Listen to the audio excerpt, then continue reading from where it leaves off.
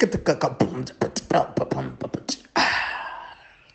everybody, guess what? We are back. This is African Frame Podcast, and we're not alone. I am with Rob Sibeko. He's a writer, director, he's a world builder. He has 3 books out: Jin's War, Bludgeon Ball, and Heist. Do check those out. They're actually available on Google Play. You will definitely enjoy them. And if you have some characters that you love, just make sure to contact him. Check him out on TikTok. His handle is SQJ Pure. And then I'm Mr. Extrodin.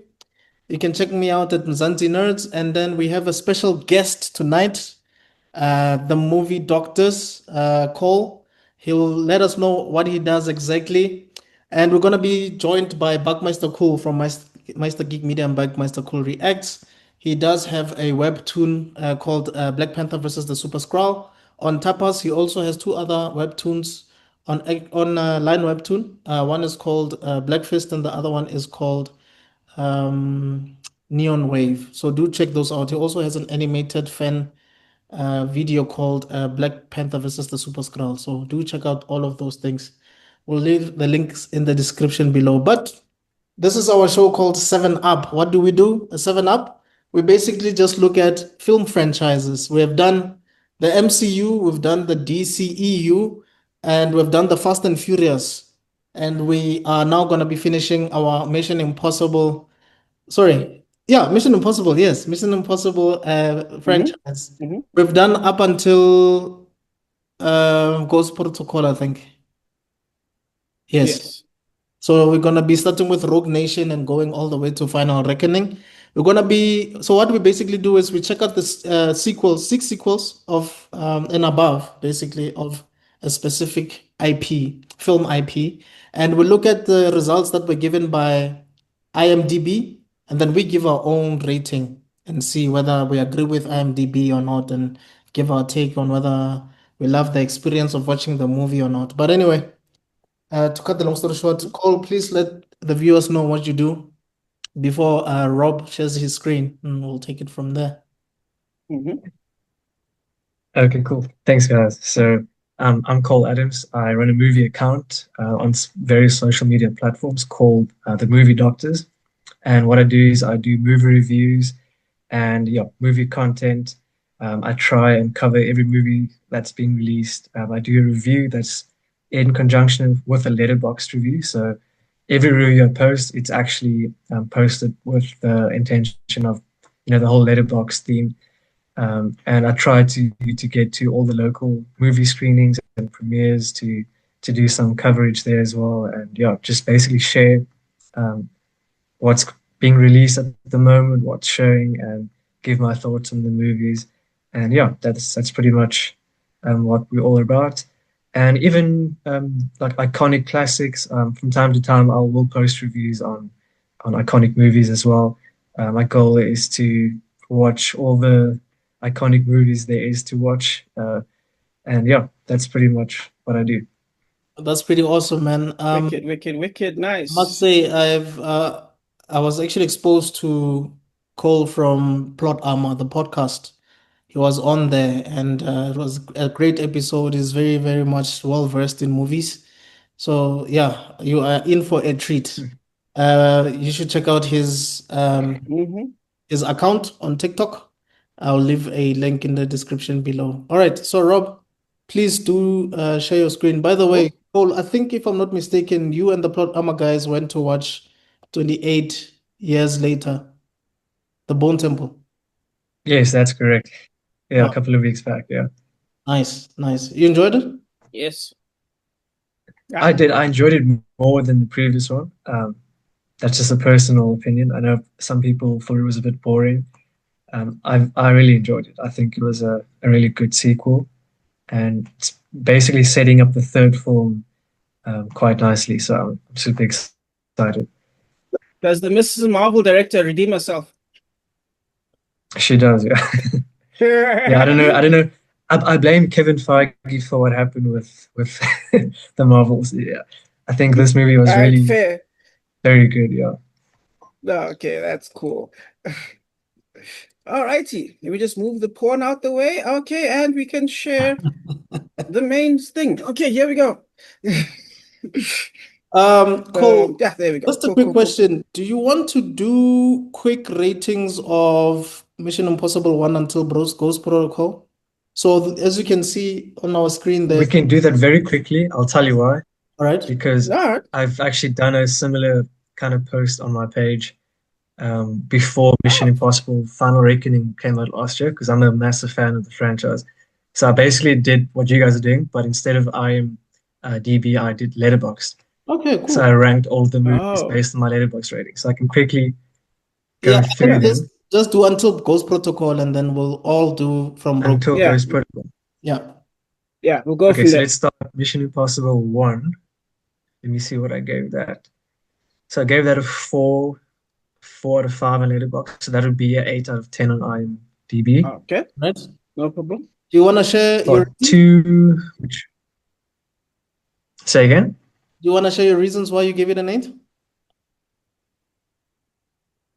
Um, Just a quick one too, I guess. Yeah. Quick one. I think this is like a standalone film. If they were never to, create sequels after this, I think this is a brilliant spy film. It has a nice balance of that spy-esque and action. It is a perfect balance of everything. Um, Obviously, this was the entry into the franchise, and I think this opened the door to what I think is the best. Yeah, I would say it's the best action franchise out there. Cool. Oh, Um, yeah. what's number two Next one. again? Yeah, Mission Possible 2 is literally just called 2. Yeah.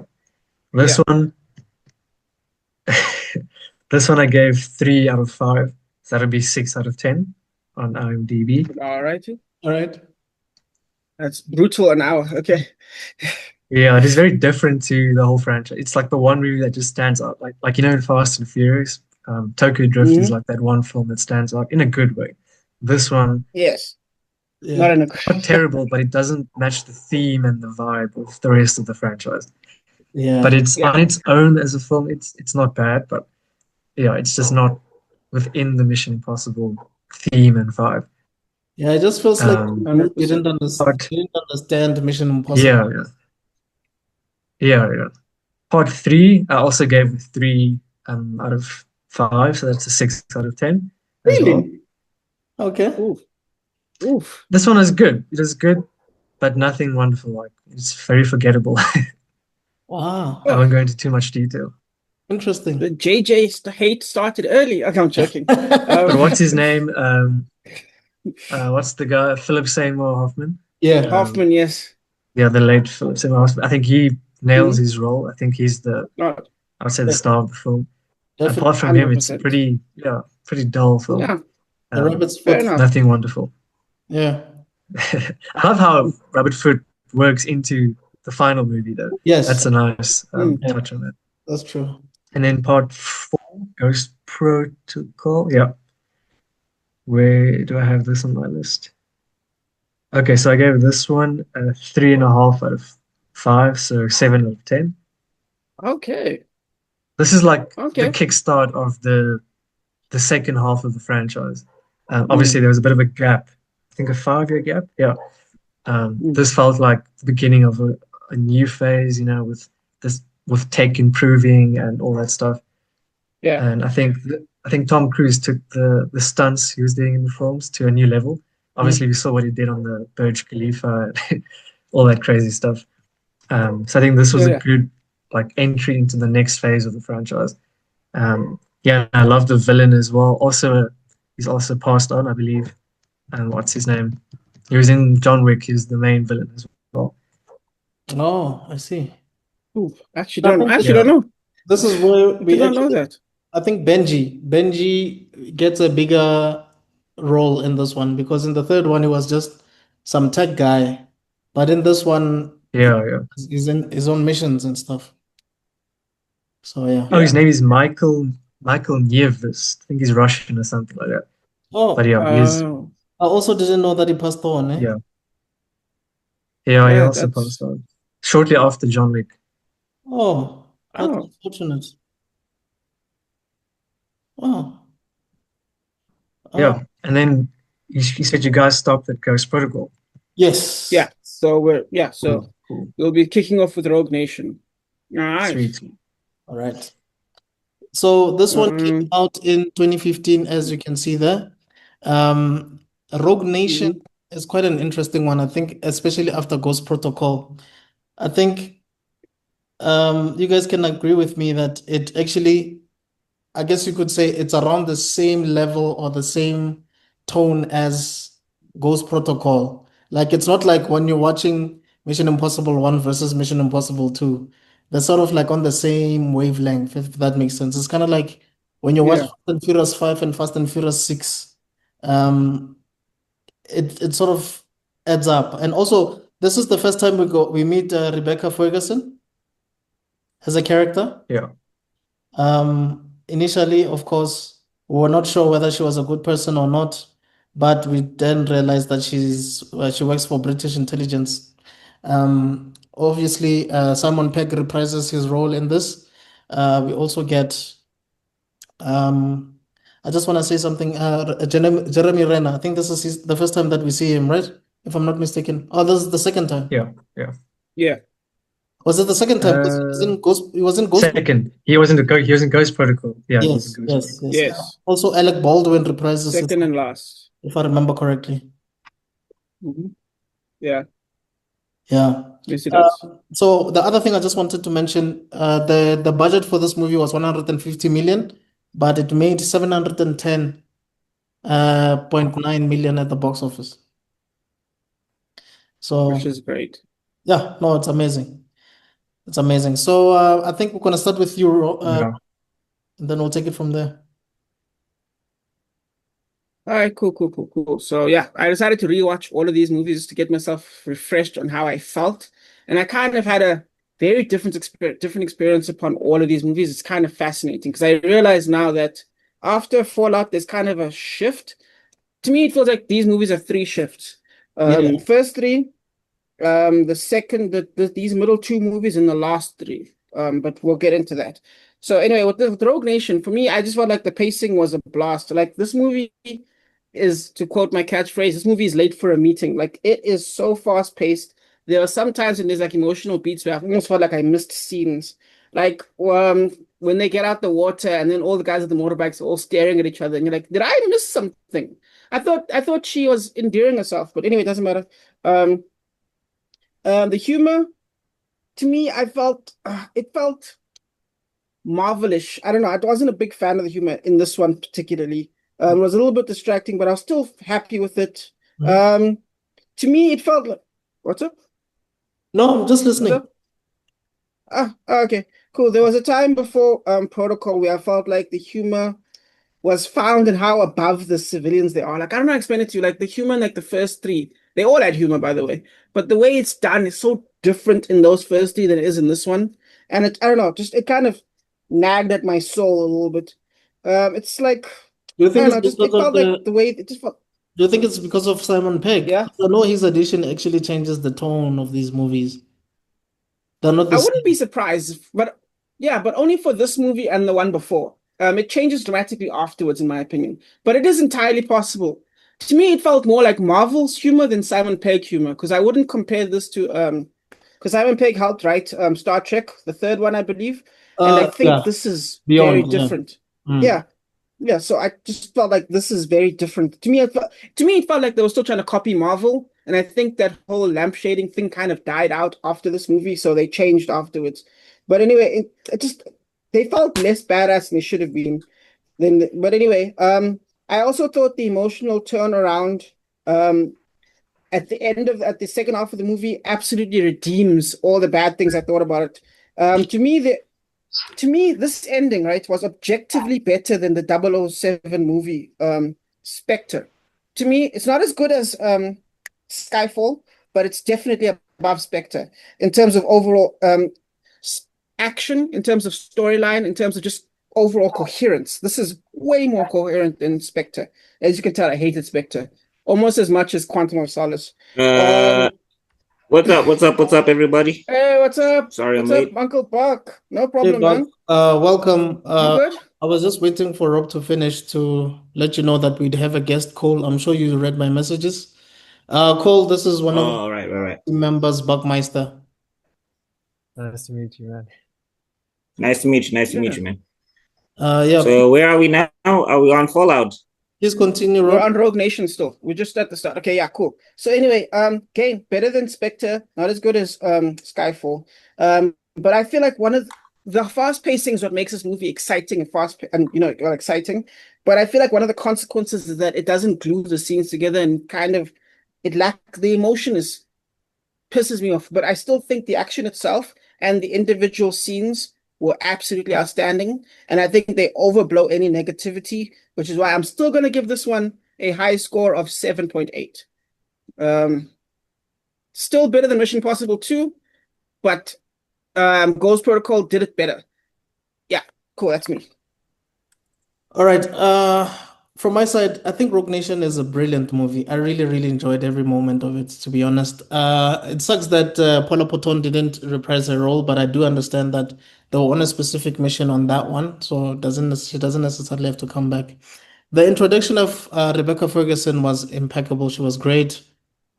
Truly, truly, really shifts the story a bit because you can see that the chemistry that she has with Ethan leads to maybe a subplot throughout the franchise. It's kind of like how Daniel Craig was met Eva Green in the Bond movies, and you're like, hey, this is different. Usually Bond just smashes and you never see the girl again. But the way he was affected by that relationship, it actually like messed him up, even if when you were watching Quantum of Solace, for example. So when you look at Rebecca Ferguson as a character, I feel like she was introduced as sort of like the Catwoman to Batman, if that makes sense. Um, the fact that Ethan was on the run and Simon Benji had to come in and help him out, I think it was really done well. The storyline was done well, and I feel like it doesn't sway too far from Ghost Protocol in terms of spectacle. Visually appealing, the stunts are great. Ethan is still someone that really cares about all his missions, despite going against the rules like he usually does. So that was interesting to watch. So I genuinely enjoyed it. I also liked the villain. I think the villain was amazing. So from my side, it's just gonna be a 7.5. Great movie.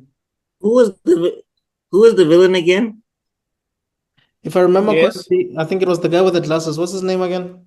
Yeah, Lane. Lane or something. Yeah. Oh, yeah. he gets a beard in like the No, sixth isn't one or it something isn't like it that, right? Locke? John Locke or something like that? No, that's Fallout. Oh, That's that's Henry Fallout. Cavill in Fallout. Yeah, it's Oh, Lane. okay. The guy with Like, the small chin. I forgot his name. look, for me, when I saw, like, did anyone else when he shot that chick, was anyone like, okay, why is this man why is Tom Cruise so upset? Am I missing something? Oh, are we supposed to know who this is? No, look. This is a repeating thing in the Mission Impossible franchise, and I think it's a disease they picked up from James Bond, where it's always new people, and I'm supposed to care. Now I don't know who you are. I don't Are know you where you come talking from. about the scene in the record store? Yes, Oh, yeah. random Yeah. blonde lady. I'm a big fan. Bang. Oh, okay. Well, I guess that happened. Moving Right. on. And Tom Cruise is Oh like, yeah. Look, I understand what they're trying to communicate with the character. Is it my turn anyway? Do I yeah, go or who's oh, next? that's, I guess, It is your turn. It is. yeah. Yeah. Oh, okay. So look, I watched this a while ago, so I barely remember exactly what was going on in Rogue Nation. It's the one where it opens up where it's like we know who you are, etc., etc. Like it's that Yeah. subversion, right? Where There's also they Yes. give it's the a mission. version. Yeah. Yes. Oh, okay. Uh, Geez, again, barely remember it. I just remember the action was really good. The fight scene with Rebecca Ferguson's character, Ilsa and Ethan was good. They had good synergy. She looks like she betrays him or something and disappears or something like that. And then it looks like she's working for the bad guy, but then she's like wearing a yellow dress in this one or something, right? Yes. And they were Yes. supposed to shoot somebody at the opera. Mhm. I'm trying to remember this movie. Her dynamic is cool. I think Luther, does Luther come back in this one? He does. He's in all of them. Yeah. No, in Ghost he's Protocol, he missing was in not one in of Ghost them. Protocol. They only showed him at the end. Okay, Yeah. fine. Okay, what I meant from Yeah. 4 onwards, 5 onwards. Yeah, sorry. Yeah, from 5 onwards, he's in all of them. Yeah, what do I remember about this one? You remember how They you also have a remember fight how scene in a you garage, remember right? how they caught the bad guy? So basically, Ethan led him to some basement or whatever, and then he got stuck in some glass The thing. glass, Yeah. the glass entrapment. Oh, yeah. Mhm. Yeah. And then basically Ethan says Uno reverse and catches him in glass. Yeah, Mhm. it's the one Then where and then Literally. fills it with Luther and Jeremy ran up. smoke. Spent some time together, and I think at a point there was Right. long bike chase scene with him and the villain. Oh yeah. Okay, yeah, Yeah. that thing was long. Yeah. Look, from what I can remember of this movie, I didn't have a bad time, but again, it just does that thing where it introduces a bunch of new people, and I'm like, these people have connections to Ethan's past. I'm like, who, when, where, why? Okay, fine. Ilsa's character was a good addition. I think what they do with her throughout the movies is kind of whack, and like they're just scared to commit to her character, which is weird. Benji was not as quippy as I remember in this one, I don't think. I don't remember him throwing out a bunch of one-liners in this one. I remember the action being good. But look, I can't recall every detail of this movie. I think I remember Fallout better. But overall, I would give this one a 7. It was not a bad movie. All right. I think I have more problems. I think I have more problems with Fallout. Also was really good, except that last sequence I have an issue with, and then Dead Reckoning and Final Reckoning, which are fresh in my mind. I have I have bones to pick with these movies. We'll get there. I bet you do. Overall, I would give classic Buck. Overall, yeah. Overall, I'll give this one a yeah. From what I remember, I don't remember having a terrible time. I just think that the villain was too soft spoken, and also, did he put the vest on Benji in this one? Yes, that's In the Rogue one. Nation, he put the vest on Benji. Yeah. Oh, okay. Yeah, I think the thing is that the one thing this series has a problem with is like establishing connections to Ethan with its villains. I think like it had a very strong start in Mission Impossible 1, and then as the movies go on, the villains have less and less of a connection to Ethan, and then they just become less and less interesting by proxy. Because then their ethos by themselves is not interesting enough. Okay. Cole, I think it's your turn. Cool. So I actually enjoyed this one because it basically continued I would say the stunt performances that they introduced in Ghost Protocol and took it to the next level again. You saw that whole, I think the plane scene was in this one, right in the beginning, right? Where Tom Cruise is like hanging off the plane and Benji's trying to like open the door. That's the one. Yeah. Open the door, that was a Benji. pretty cool scene. Not that one. The wrong door, yeah. Yeah, it was pretty cool. And then obviously Benji got a bigger role in this one as well. And then there's that cool epic bike chase scene where Tom Cruise or Ethan Hunt was chasing Vanessa Ferguson's character when we were still unsure whether she was good or bad. And there's a pretty epic bike chase. And then, yeah, I think her addition was pretty cool because, like you said, it is kind of like James Bond's Eva Green, where she could understand Ethan and they could relate in a sense, and it makes him vulnerable. And I think this plays a part, especially in the final 3 movies, because we see obviously that vulnerability came back to haunt him. Yeah, I think this is overall a really good movie. I actually gave it on Letterboxd. I gave it 3.5 out of 5. So that'd be a 7 out of 10 on IMDb. But I'm actually thinking this is more of like a 7.5. Yeah, I really like this one. The villain was really, really cool too. Yeah, proper psycho, that guy. I genuinely think. Yeah. Although I got a problem with the he's one of government the best agencies. I villains think that I'm just we getting have sick in the of. franchise, actually, in my opinion. Yeah, no, he is. He would be top three. He'd be top three. Yeah. Void was a good one. With his miming the blood at the bridge, and then I would Yeah. go Mission Impossible 3 villain, and then I'll go this guy. Yeah.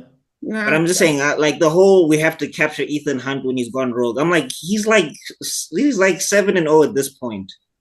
It's like trying to fire a coach. It's like trying to fire a coach for Manchester when they won like 10 games in a row. It doesn't make sense. Yeah. Dog, it makes sense to me. Imagine this. I'm telling you, I'm giving you the assignment. Okay. The assignment is you need to specifically not go rogue. I need to go from there to there. I'm going rogue. God damn it! That's basically every. But then the world is saved. But then if I didn't go rogue, it would have blown up. Like my going rogue 3 times in a row has saved this thing 3 times in a row. Literally, in the final, in the final movie, his mission is don't go rogue. But Rob, objectively speaking, at least 4 out of 5 times when he's gone rogue, he saved the world. I don't know why it's always we have to stop Ethan Hunt. From what? Why did you just fire him? I don't get it. Like, why do you guys keep him on? Fire him. No, they keep him on because he gets results. He gets results. This is the thing. I'm like, fine. I'm not following protocol, but the world is saved. Imagine I follow protocol. Now we all a nuclear bedrock. This is like if Rogue Nation, they literally fire him. This is what would have happened if Batman worked for the Gotham City Police Department. Commissioner Gordon would just say, Bruce, damn it!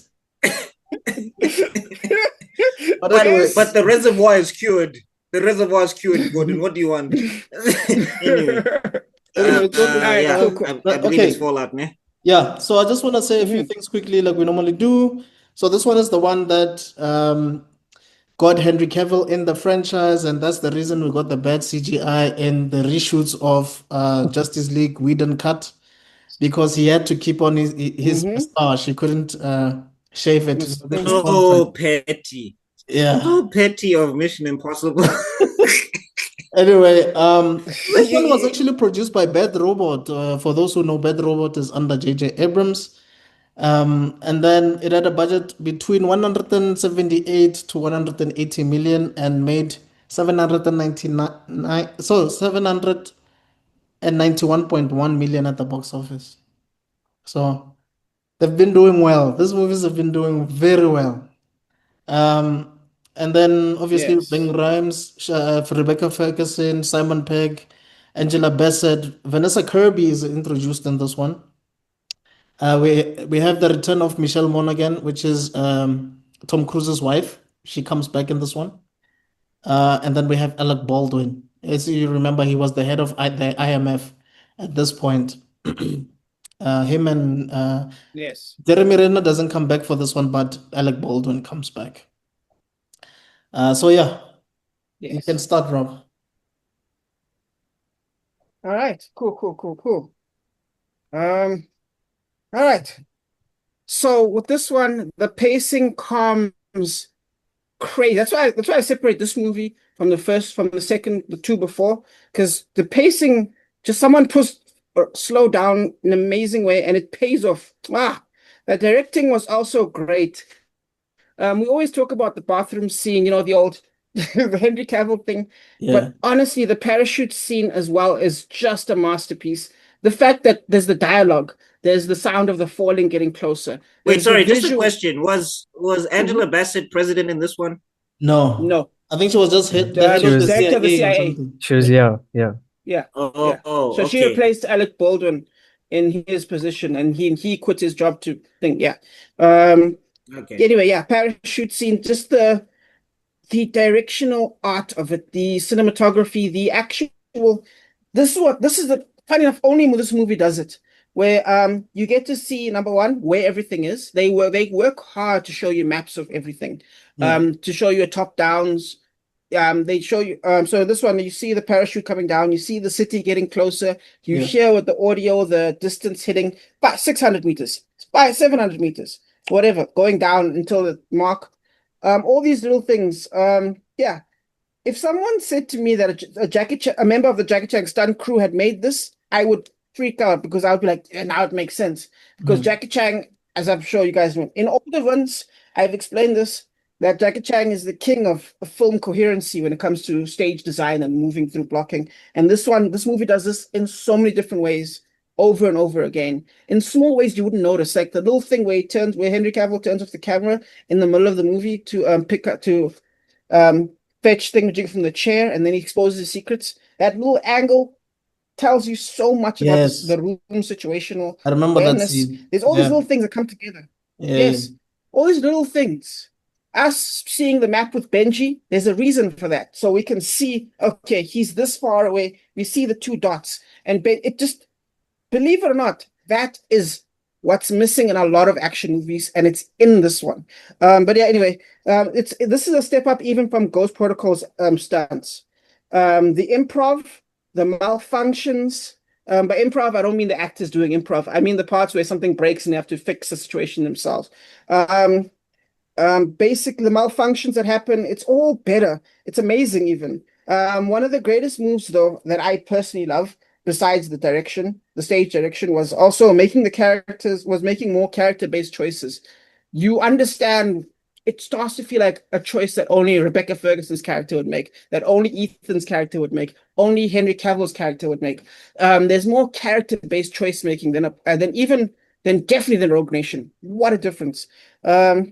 I also love I love how instead of just them explaining what the missions are going to be, they give you a video, like a montage almost of what the plan is, and they keep doing this throughout the next movies, by the way.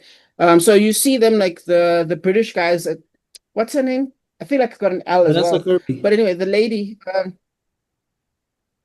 you're talking about the broker. Vanessa Kirby, yeah. I'm talking about Max. Yes. Okay. Yeah. Max's daughter. Yes. Vanessa Kirby. Max, of course, being from the first movie, I believe. A little callback for those who pay attention. But anyway, you see the mental viewing of what her mission is. Basically, it's no Russian. Like if you know Call of Duty, Modern Warfare 3, that is no Russian. But then he's like, no, we're not going to do that. I love the mixed feelings.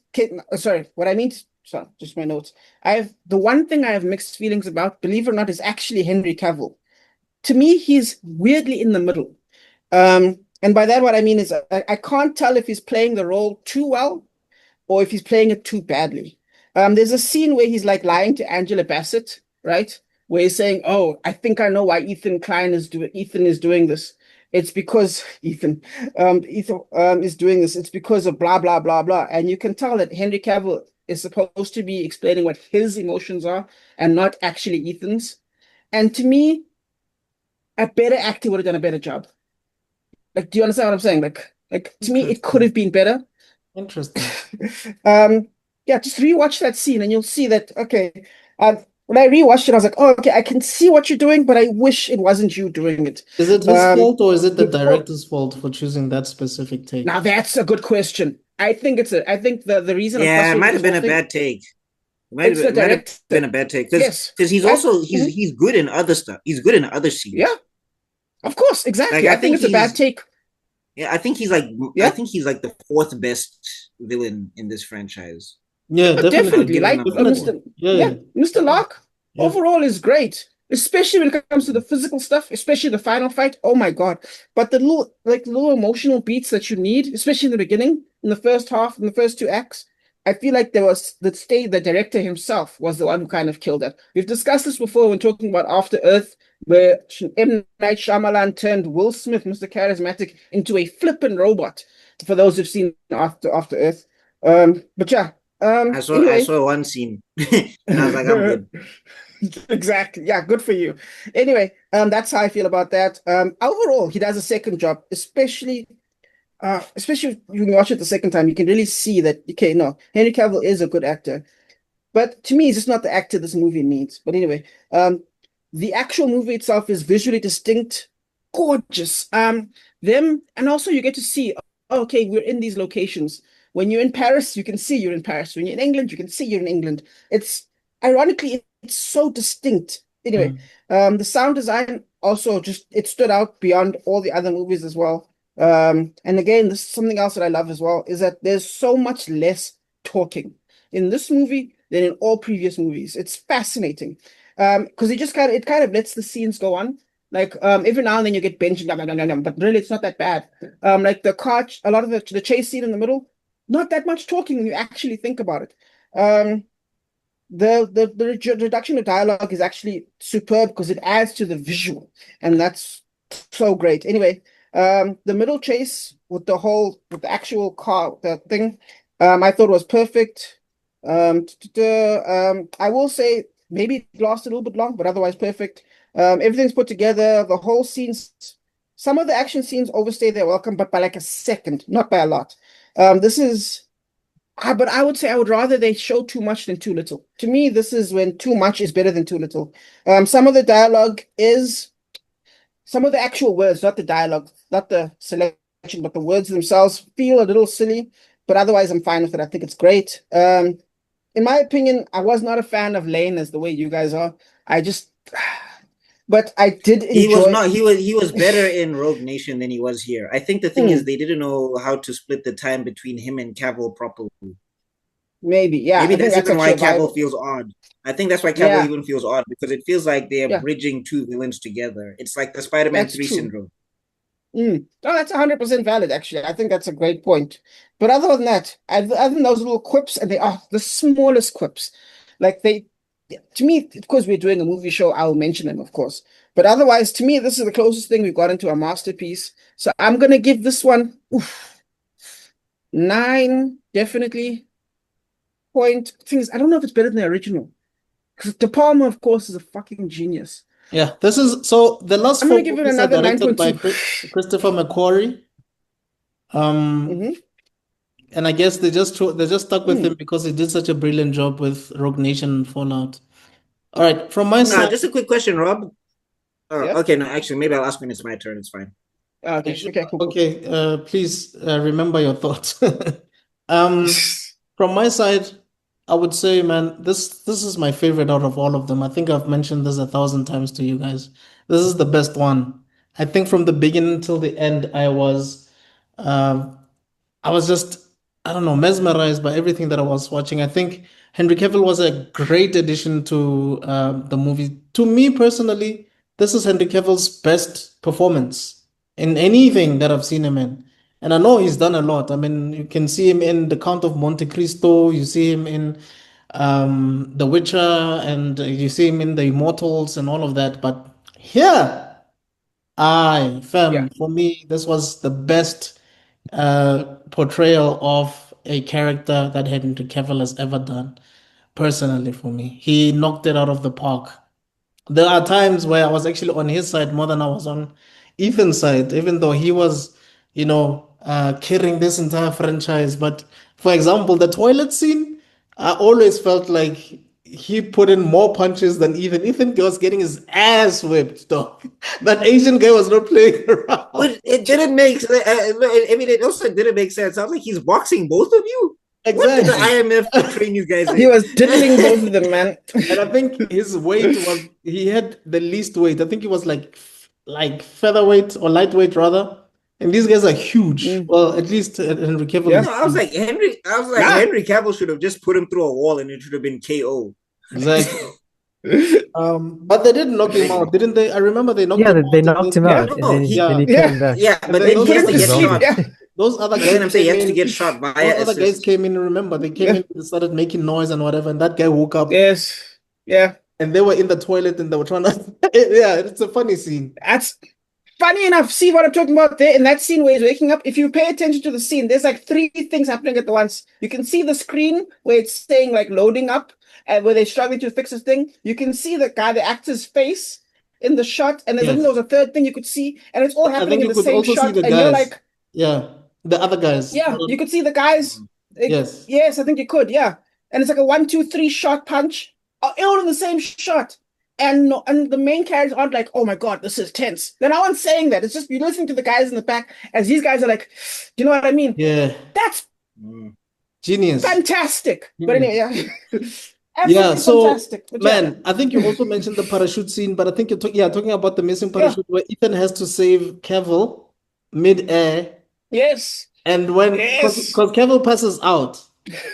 Ethan then has to help him He gets out. hit by lightning, yeah. Yeah. I And then- laughed so hard. I was like, you were talking so much smack, sir. And then they land safely, and then he wakes up and he looks at Ethan and is like, what's wrong with you? I'm like, Where's your what it took for me to he's save like, you?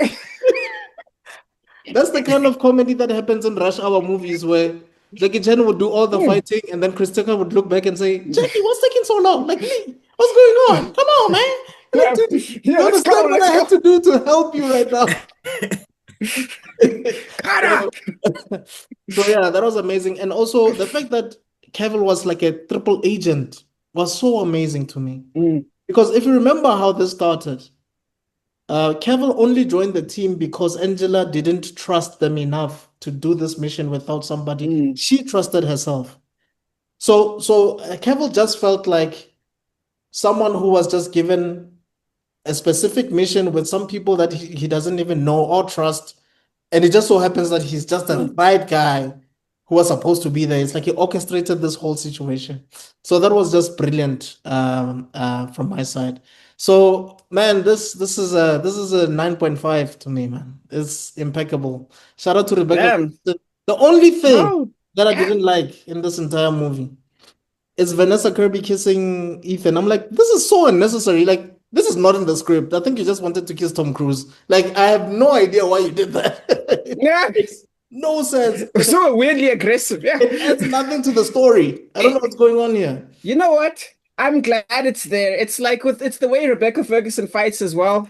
Not since Kate Beckinsale have I seen a woman sitting on a man like that. And I'm just like, thank you, well done. I love this action. I love it all, man. So you know what? It makes me happy.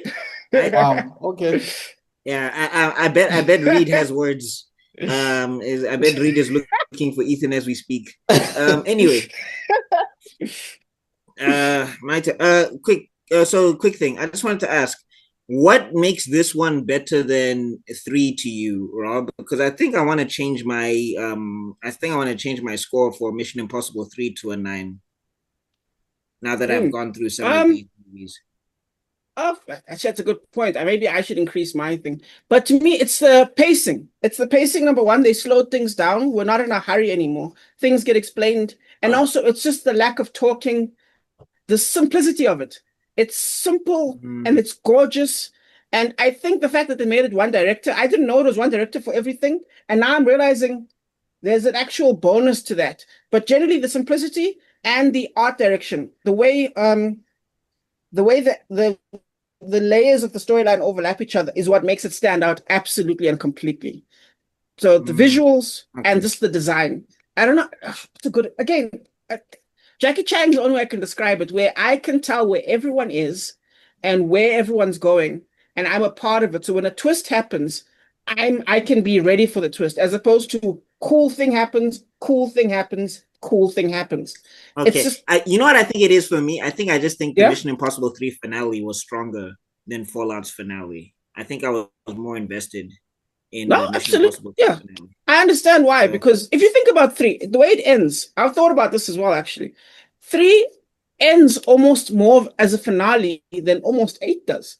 Like, it's an ending. Have you just rewatch it? Like, the way it ends, you're like, oh, this is the last movie. Do you know what I mean? Like, I think to me, we've so mentioned when you this say before, there's a but finale, I think the biggest issue for Yeah. me was we didn't know what the rabbit's foot was until we saw the last movie. And we mentioned this before. It's a entertaining movie. That's a retcon. That's a hard But you get what I'm that's saying. Naruto I levels don't know. retconning right I there. don't know. I don't know how you feel, Cole, but Mission Impossible 3 is an entertaining movie, but we didn't know what the rabbit's foot was. The entire movie. We Yeah, didn't know. they didn't really give us much in it, and we didn't really care to. Yeah, We but didn't. the thing We is, only cared also about his MacGuffins wife. get. But I'm saying, We weren't sure if it But was I'm like saying, some tech to me- thing or yeah. MacGuffins get boring at some stage. It's like every one of these movies, there's something that they gotta get to stop the thing or the world ends. I'm like, every one of these movies does that. So for me, I didn't really need to care about the rabbit's foot. I was more invested in Ethan and his wife and him balancing retirement and coming back to the IMF and all of that stuff.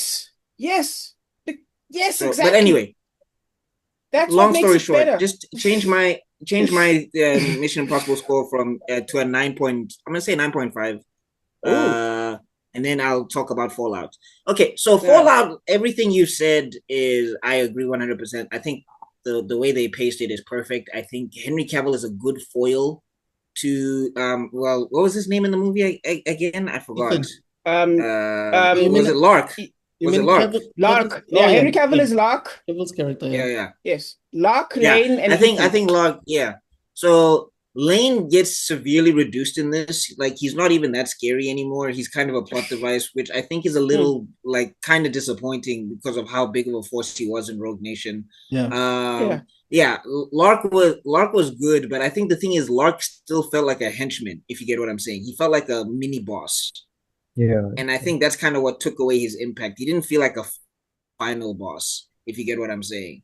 So when it was like when it was Lark and Ethan at the end, I was like, yeah, this is the guy like Ethan has to beat, but is he the guy behind the main scenario?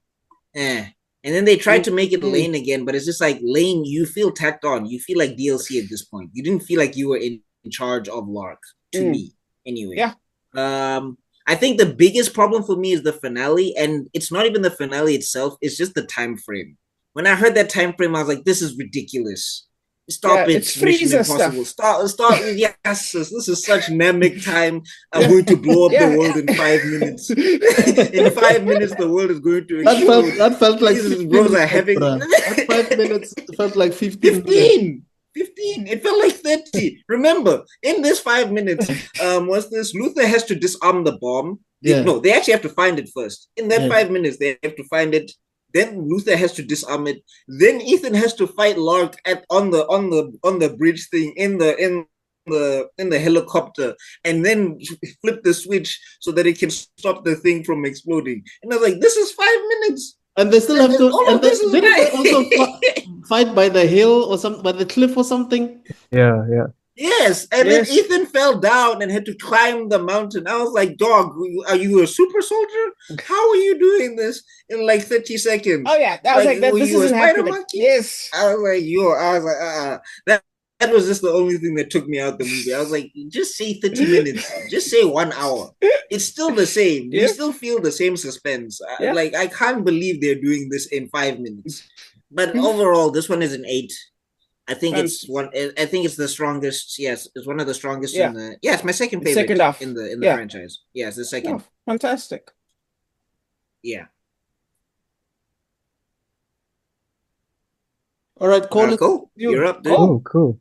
So, I think this is obviously the second Christopher McQuarrie one. The Final Four is obviously all his movies, and I think what I've seen is that he sort of developed like quite a cool relationship with Tom Cruise, where they understand each other in terms of what they want to do for like stunt scenes and so forth.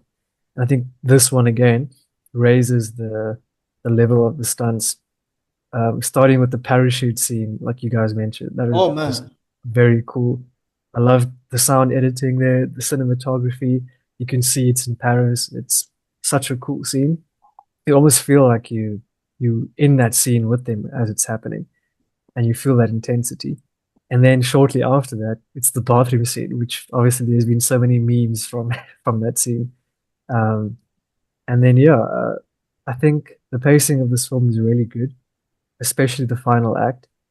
And to touch on Henry Cavill's character, I think it's also one of my favorite villains. I do get the whole point that it doesn't feel like he's the final boss of the movie, but I think that was intentional, because I would say for 80% of the movie, he's playing the triple agent, So if he was to be that final boss, I think the character that they intended for him to play, which is this triple agent or double agent, wouldn't make sense. So I think, I really enjoyed his character. It was like, I wasn't sure about him in the beginning. He looked a bit sus, and then about halfway through, I'm like, I knew it. It's the classic. I knew something was up with you. His character was pretty cool. And then the final act, the attention to detail, so cool. Especially, I don't know if you guys know, but when we jump into that final, like the final chase where it's like 5 minutes till the bomb goes off, but it actually feels like 20 minutes. So the movie actually switches from regular aspect ratio to an IMAX ratio. So you'll see I think it's when Henry Cavill jumps onto the helicopter and takes off just before Tom Cruise chases him. The aspect ratio of the movie changes from I forgot what it's called, but it's the regular ratio, and it shifts into IMAX. It's pretty cool because now obviously we're jumping into the final act, and that's how you do it. Transformers 5. Don't just switch every 2 seconds. That's That's Christopher Nolan stuff. Yeah. Yeah. Very cool. I'm talking about Michael Bay when he decided to keep doing it every 2 seconds, and it's like, dude, pick one. But yeah, I thought that is a very pretty cool attention to detail. I think Christopher McQuarrie is such a brilliant director. I'm excited to see what he's going to do after Mission Impossible. Now, funny enough, I know we're still going to talk about the last two, but I literally saw today they posted, it's announced that they're officially working on number 9. I'm not surprised with Tom Cruise to return. It's not a new guy. It's Tom Cruise, the same guys. I'm not surprised. But I thought it didn't make enough money. I'm confused. I thought it took an L. Why does Hollywood use the word final in their titles? Just stop lying. No, I honestly, I saw it from the beginning. I knew this was a marketing tactic. The way this movie ended, it did not give last movie vibes at all. It did not give final franchise movie vibes at all, bro. At all. They should have killed him if they wanted, like with James Bond. Yes. They killed off what's his name? No, or just have him retire like he did in 3. So with those, I know Tom Cruise did mention that once he's done, he actually said he's done. I didn't get it, but he said he would like, what's his name? The guy from Renner. No, what's his name? What, the black guy? No, his movie's coming out next week actually. How to Make a Killing. What's his name, man? He's pretty popular now. Glenn Powell? Chalamet. Glenn Powell. Tom Cruise. No, I'm sick of Glenn Powell. No, he needs to piss off. Glenn Powell is not the new guy. To me is like Brad Pitt, man. He's like the new Brad Pitt for me. He definitely has. He really isn't. There's nothing rugged about Glenn Powell. Give me something rugged, bro. Give me Michael B. Jordan. Give me Glenn something. Powell. Jesus. I hate him. I just think he's overrated. I don't think he's bad. I'm just like, stop it. I would rather take. I think it's what's happening with Glenn is what's happening with Dwayne, where it's just like you are everywhere, dog. Yeah. Like, and it's getting hard. Taylor Kitsch. But nobody beats Pedro Pascal, guys. That guy is everywhere. Yeah, when are you and Pedro Pascal? Do you guys even remember Taylor Kitsch? And what's the other guy's name? Jai Courtney. Taylor Kitsch and Jai Courtney. Jai Courtney and Emil Hirsch. Yeah, the ones that they were desperate to make someone. And it's like, no, it's not happening, guys. Speed Racer and all of that, yeah. Okay. Yes. What's the score? Yeah. So this one, I think this one would be an 8.5 for me. I think from the start to end, I really enjoyed it. It is like, this is a proper action movie. And I think this is the highest rated movie on Rotten Tomatoes, on the IMDb, and Letterboxd. And it produced the most box office of all the Mission Impossible movies, I believe. Good. It has the lowest box office. So this is a really good one. Wait, what did highest box office? Oh, highest. Oh, okay. That's the highest of the entire franchise, yeah. Yeah, makes sense, honestly. See, the market does support the people that do good. And you know what I mean? See what I mean? That's, good. Hey, look, it's tricky because I'm saying Michael Bay Transformers happened and it kept happening. And Transformers 1 was so good, it carried all the other pieces of garbage on its back. No. Transformers 1 was bad. It redeemed every other was bad. Transformers 1 is the best one in my opinion, and it's animated. But anyway. Exactly. I think it's objectively good, but anyway. Yeah. Okay. Objective. Oh my god. Okay, but anyway, let me start. So this is Dead Reckoning came out in 2023. Rob and I actually spoke about this before. We were shocked by the box office numbers, but we realized that Dead Reckoning actually came out the same year as Barbenheimer. Then, yes, and we're talking about Oh, yeah, it was eclipsed by that whole Barbenheimer situation. That's yeah, yeah. horrible numbers. Anyway, so this one is still directed by Christopher McQuarrie, written by him and Eric Jenderson. Then this one introduces Haley Atwell, and it also brings in who's this guy? Henry. See, yo, I can't even pronounce his name. But okay, this movie, the budget was between 291 million, with a net of that's the gross, and then the net was about 220 million, and it made 571.1 million at the box office. It's like breaking even, Which is basically. incredible. You know what I'm Yeah. saying? They sort of broke Yeah. even with this one. Yeah. And also, I mean, like, look, Tom Cruise is the producer on this thing, so it's not like there's somebody who's sitting above him saying that you can't do any more Mission Impossible movies.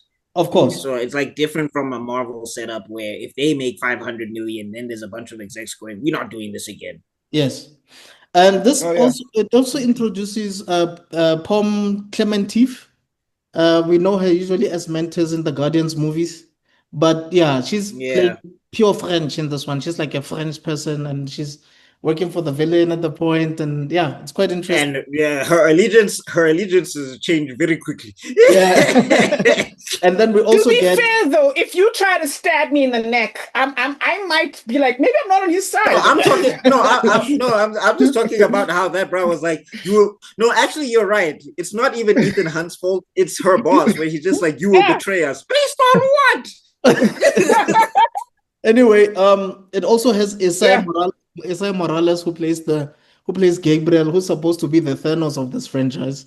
I'll speak on I'll stick. Yeah, he's a great actor. Yeah. He's been in the game for the longest time. Fun fact: he actually auditioned to play the main black character in Miami Vice back in the 70s. So he's been in the game for a very long time. But unfortunately, he didn't get the role. But yeah, he's been in the game. Yeah. So yeah, I don't know if I'm forgetting anything. I think that's pretty much it. I mean, also some of the characters from the previous movies make their return, including the guy in the first movie. If you guys remember him, he comes through. He comes back in this one. So yeah, that's guy in first movie. And basically, I was like, the fact that he didn't have not have any smoke for Ethan at all. Yeah. I was like, this is. Are you guys talking about the second movie? No, this is first movie, Langley. The Vault. Yes, I'm talking about. No, that's Final Reckoning. That's the Final Reckoning. Yeah, it's not this one. Oh, it's not that. Oh, yeah. Whoops. They kind of blend together, which is a little strange. Anyway, All right, cool. So, this movie is a mess, but way better the second time watching it, which is weird. The theme of reduced dialogue is here too, but it's done in a weirdly bad way. So what happens with this one is there are long silences, and then there's ridiculous sections of nonsense words being spoken because they are trying way too hard to explain themselves, in my opinion. The idea that we have three I think we're on our third right now, our third long lost friend or enemy. That's just crazy work. On the first viewing, I was rolling my eyes because it just kind of blurred. You know what it reminds me of? Oh yeah, The Matrix Reloaded. Of course, Flippin' Master, great movie. Right up until the last bit where you're like, I've just watched 2 hours of continual action, and here's 15 minutes of big words being explained to me very quickly. Do you know what I mean? To me, that's what this felt like, where it's like, they'll be like, cool action, then they're like, oh, blah, blah, blah, blah, blah. Anyway, to me, the first time I watched it, it rolled my eye. I was rolling my eyes through it. Second time actually was more enjoyable. I actually kind of swallowed it more. I was easier to swallow the second time. Can I just add something? The angle of sorry. Yeah. I think the problem when you try to break a movie into two parts, like what they did here, because clearly the second one was supposed to be Dead Reckoning Part 2, but they had to market it as Final Reckoning so that they can get great box office numbers. Exactly. The thing is, you have a lot of dead air in between these two parts because you're really trying to force this thing to be two movies, if you get what I'm saying. So you get too much dialogue or 100%. none dialogue. You get just scenes that Yeah. mean nothing, scenes that shouldn't even be there, stuff that should have been scrapped Yeah. in the story.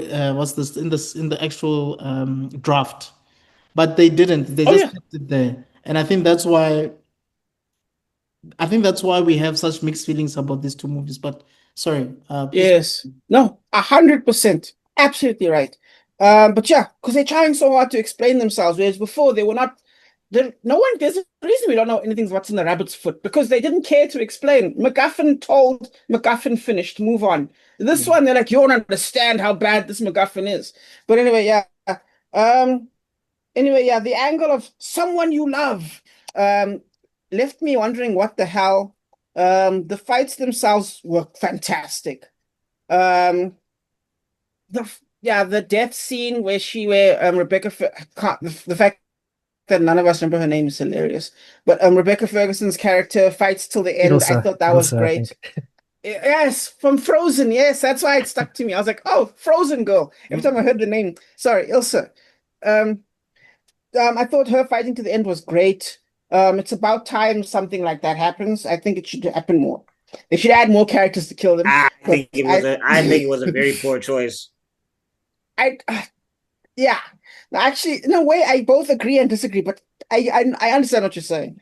Anyway, the fights themselves are great, but the fantastic coherence of Fallout is gone. Yeah. It's just not as good. Yeah. The feeling that so we all know the story about them thinking of stunts first, and then they go backwards to think of the movie. That's what it felt like here. In this movie, I think that's where that whole rumor came out that the stunts came first and then the movie. I think that's where it came because the stunts are amazing. But to me, it feels like we're explaining porn. That's what it feels like the What individual the hell? scenes are. Motivations. Explaining porn is an expression I made up where basically you sometimes when you're in the writing world, you think of a cool scene. Because we all write, we all have cool ideas, right? But then you're like, oh crap, I gotta get there. So now you gotta explain yourself until you get there. Do you know what I mean? When you Right. think of the cool scene first, then you do the writing. That's Right. what this feels like. Ah. To me, I call it explaining porn. Because you got to get to the good stuff, and you're like, okay, no, guys, I'm gonna get you there. But anyway, plain and simple. The motivations are all over the place. But yeah, the glue that puts everything together feels a bit like a joke. I am supremely frustrated about the whole thing. Having said that, though, upon the second viewing, a lot felt different for me. For example, with the glue keeping the scenes together feels a little bit more cohesive, but again, it doesn't fix it. But because it is because I think the second viewing, everything feels more marinated over. You feel more like you absorb more. Um, the scenes are again overindulgent. The talking again feels better because you're more used to it now. The train scene is better now because at first you're like, why is this even? To me, the train scene feels badly placed. I'm talking about the final when the train is falling down. Yeah. To me, that's gorgeous. That's absolutely stunning because what Amazing. it does, it gives me Jurassic Park 2. Yeah, it gives me. Mm. You guys will watch Jurassic Park 2. Yeah. You all know the scene of Yeah. the trailer, yeah. And that's what this gave me. It gave me that Jurassic Park 2 vibe, which is a movie that's underrated in my opinion. It's one of the best stunts in the whole thing, and I felt like when you watch it a second time, it feels a little bit more coherent and you genuinely love it. So first viewing, I'm gonna give this a 7, but a second viewing, I'm gonna give it an 8. Because again, overall, the stunts are fantastic. The action is fantastic. The actors, of course, are playing their roles perfectly well. This is a movie that lives at a high standard, so there's no sixes here. So for me, solid 8. It's still better than Rogue Nation. Anyway, yeah, Okay, so that's from my me. side, oh man, I think I was even typing this when I was watching it. I remember typing to you guys. I'm like, this movie is hot garbage. I think it doesn't feel like a Mission Impossible movie as it should. Um, I felt like Haley Atwell's introduction in this franchise was so late. And it's as if they're shoving her down our throat for us to love her. She has way too many scenes by herself. You know what I'm saying? like was supposed to love Grace, but we don't know Yeah. who Grace is. She's mysterious. You guys are not giving us anything to like her about. Like, I don't understand what's going on here. Yeah. We get that she's beautiful, but who is she? And why is she so important? She's just a pickpocket. She's not a spy or anything. She's just a pickpocket. You know what I'm saying? But you guys want to include her in this Yeah. grandiose missions, and you're trying to Mhm. make her like this very important character, but she's just a pickpocket. So I just didn't. Can I just add one thing? Yeah. Can I just add one thing to what you said? I Sure.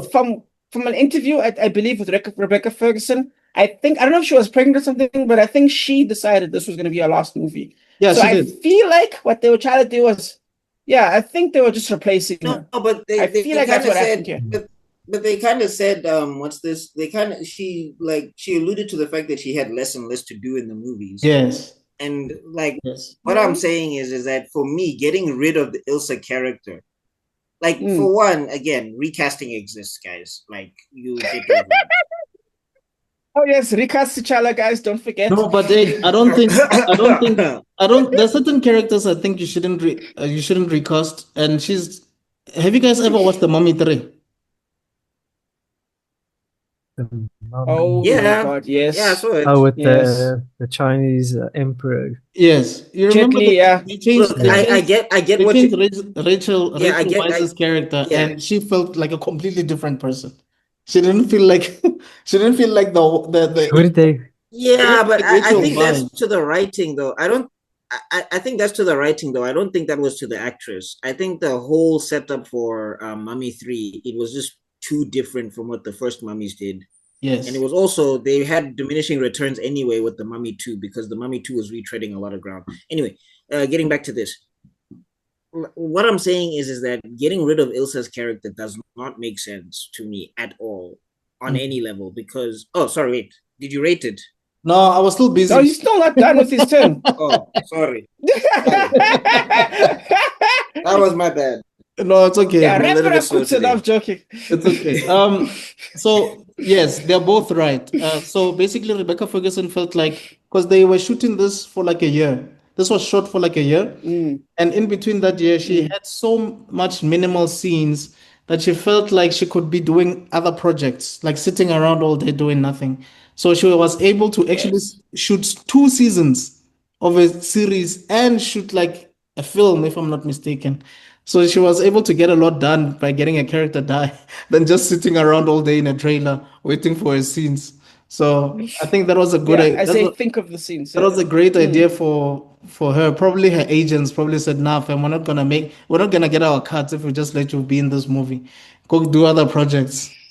Um, yeah. So I love Haley Atwell with all my heart and soul. You guys probably know this, but I just felt like she was just shoved down our throat and it was too much. Also, Gabriel also felt like he was shoved down our throat. Like all of a sudden we're supposed to be scared of this guy who was retconned.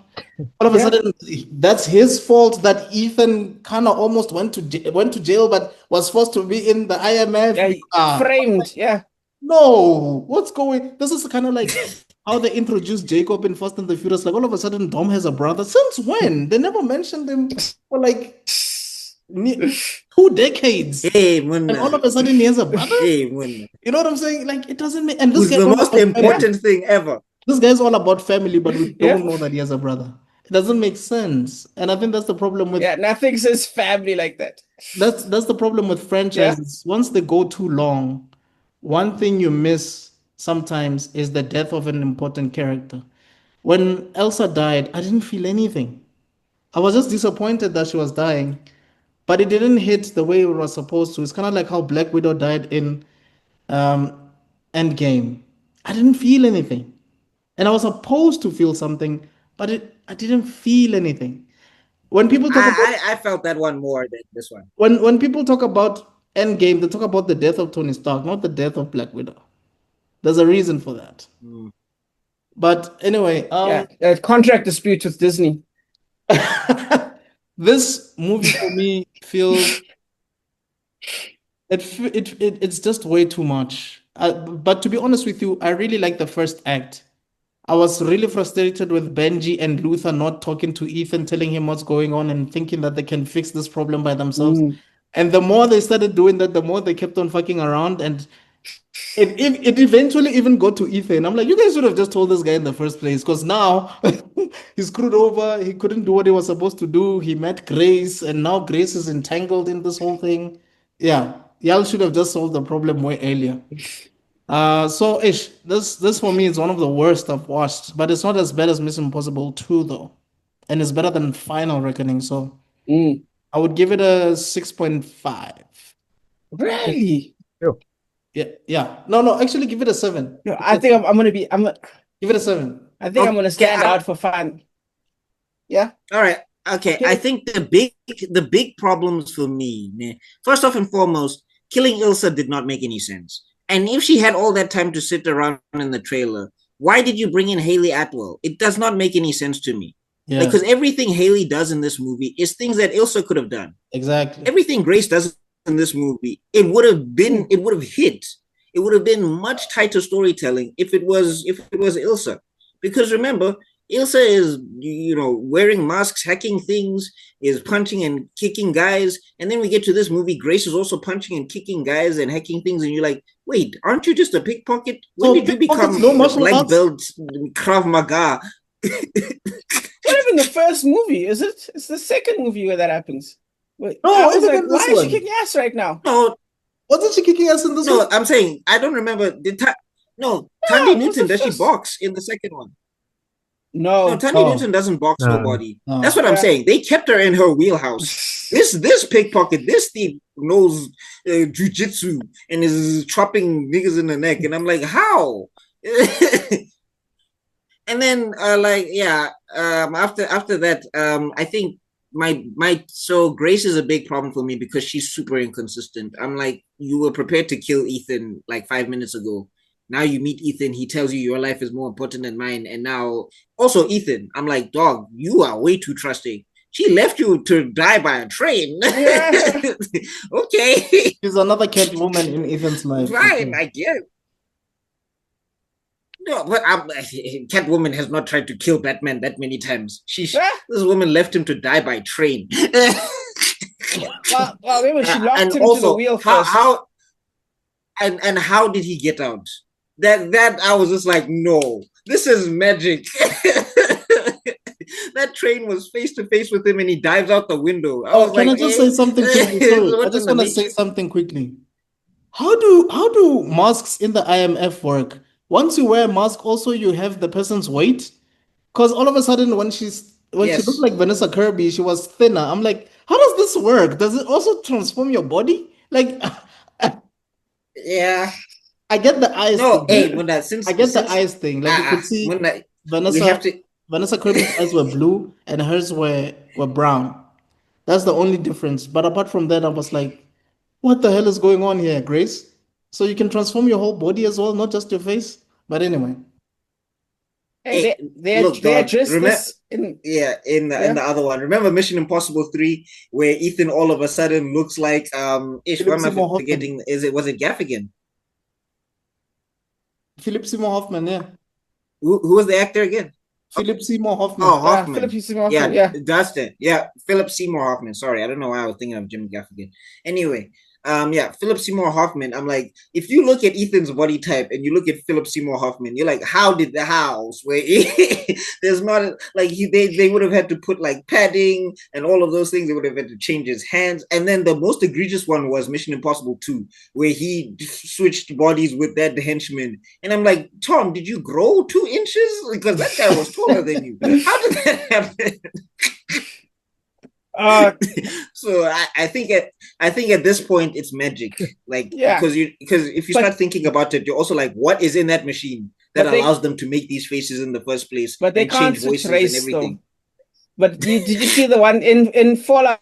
There was like the scene where they were like looking at each other, Luther and Benny, and they were like, okay, one of us has to play Elaine. And it's like, why does it have to be me? And then Luther's like, see, my skin tone. I'm like, oh, I think there's more to it than skin color. It's not just skin color, but apparently not. Yeah, like, aren't you like 6 foot, 7'9"? I think they realized that Lane grew in size being raised for a house. But anyway, but yeah, getting back to it. Also, I think the biggest problem for me is the entity. Well, it's Grace and the entity, because good God, this entity, ne? And also the villain, what's his face, which is another retcon. And I'm like, I'm getting sick of this. You introduce new people that we don't care about and all of that stuff. And I'm like, where the hell did he come from? Why the hell is he in the backstory? And now Ethan has a grudge against him. And I'm like, okay, Ethan has a grudge. I don't know who this guy is. I don't know him enough to hate him or anything. Like, I was like, if anything, you should have just made it the son of John Voight in the first one, who was wanting revenge or who became a nihilist. I would have had at least a little bit more connection there than whatever you're trying to do here with this bruh, whoever he is. And then the entity, like, yeah, and then the entity, as a person who's in programming, I got really annoyed by the entity. I was just like, a lot of that stuff does not work the way you're saying it works, but fine, whatever. We're going to suspend disbelief. But if this thing can predict everything, how is Ethan verifiering it? Like, why is it just waiting around? Like it knows about these keys, right? It knows about the keys. Mm-hmm. If it just destroyed one of the keys, then it's safe. Why is that not the objective? Why didn't it tell anybody shoot one half of the key, or when you have the other half of the key, destroy it? Gabriel, or whatever. You have a key, hit it with a brick, and then I'm safe, and we take over the world. I don't know why. Also, why is it a key? Why is it a key? Like, you can lose this thing easily. It can also be replicated because people have the designs for the key. I was like, nothing said that this key specifically, the one that you have, has to be the key that they use. They can just make another one. So why do you say that? No, I found it frustrating that the whole plot centered around this key, and I'm like, it's an AI. It doesn't have a password, a fingerprint, and also this AI can do everything. It's hacked everything. It's the Age of Ultron problem again, where it's just like, you can destroy all the nations right now if you want. If that's your objective, you can just do that. Why are you waiting around for the good guys to retaliate? I don't understand. It's like, if it wanted nuclear war, just fire the nukes you have. You win. But okay, fine. Yeah. So I think, to me, it was convoluted. There's too many explanations and things going around. The death of Ilsa is also frustrating, because I'm like, plot-wise, it doesn't make sense.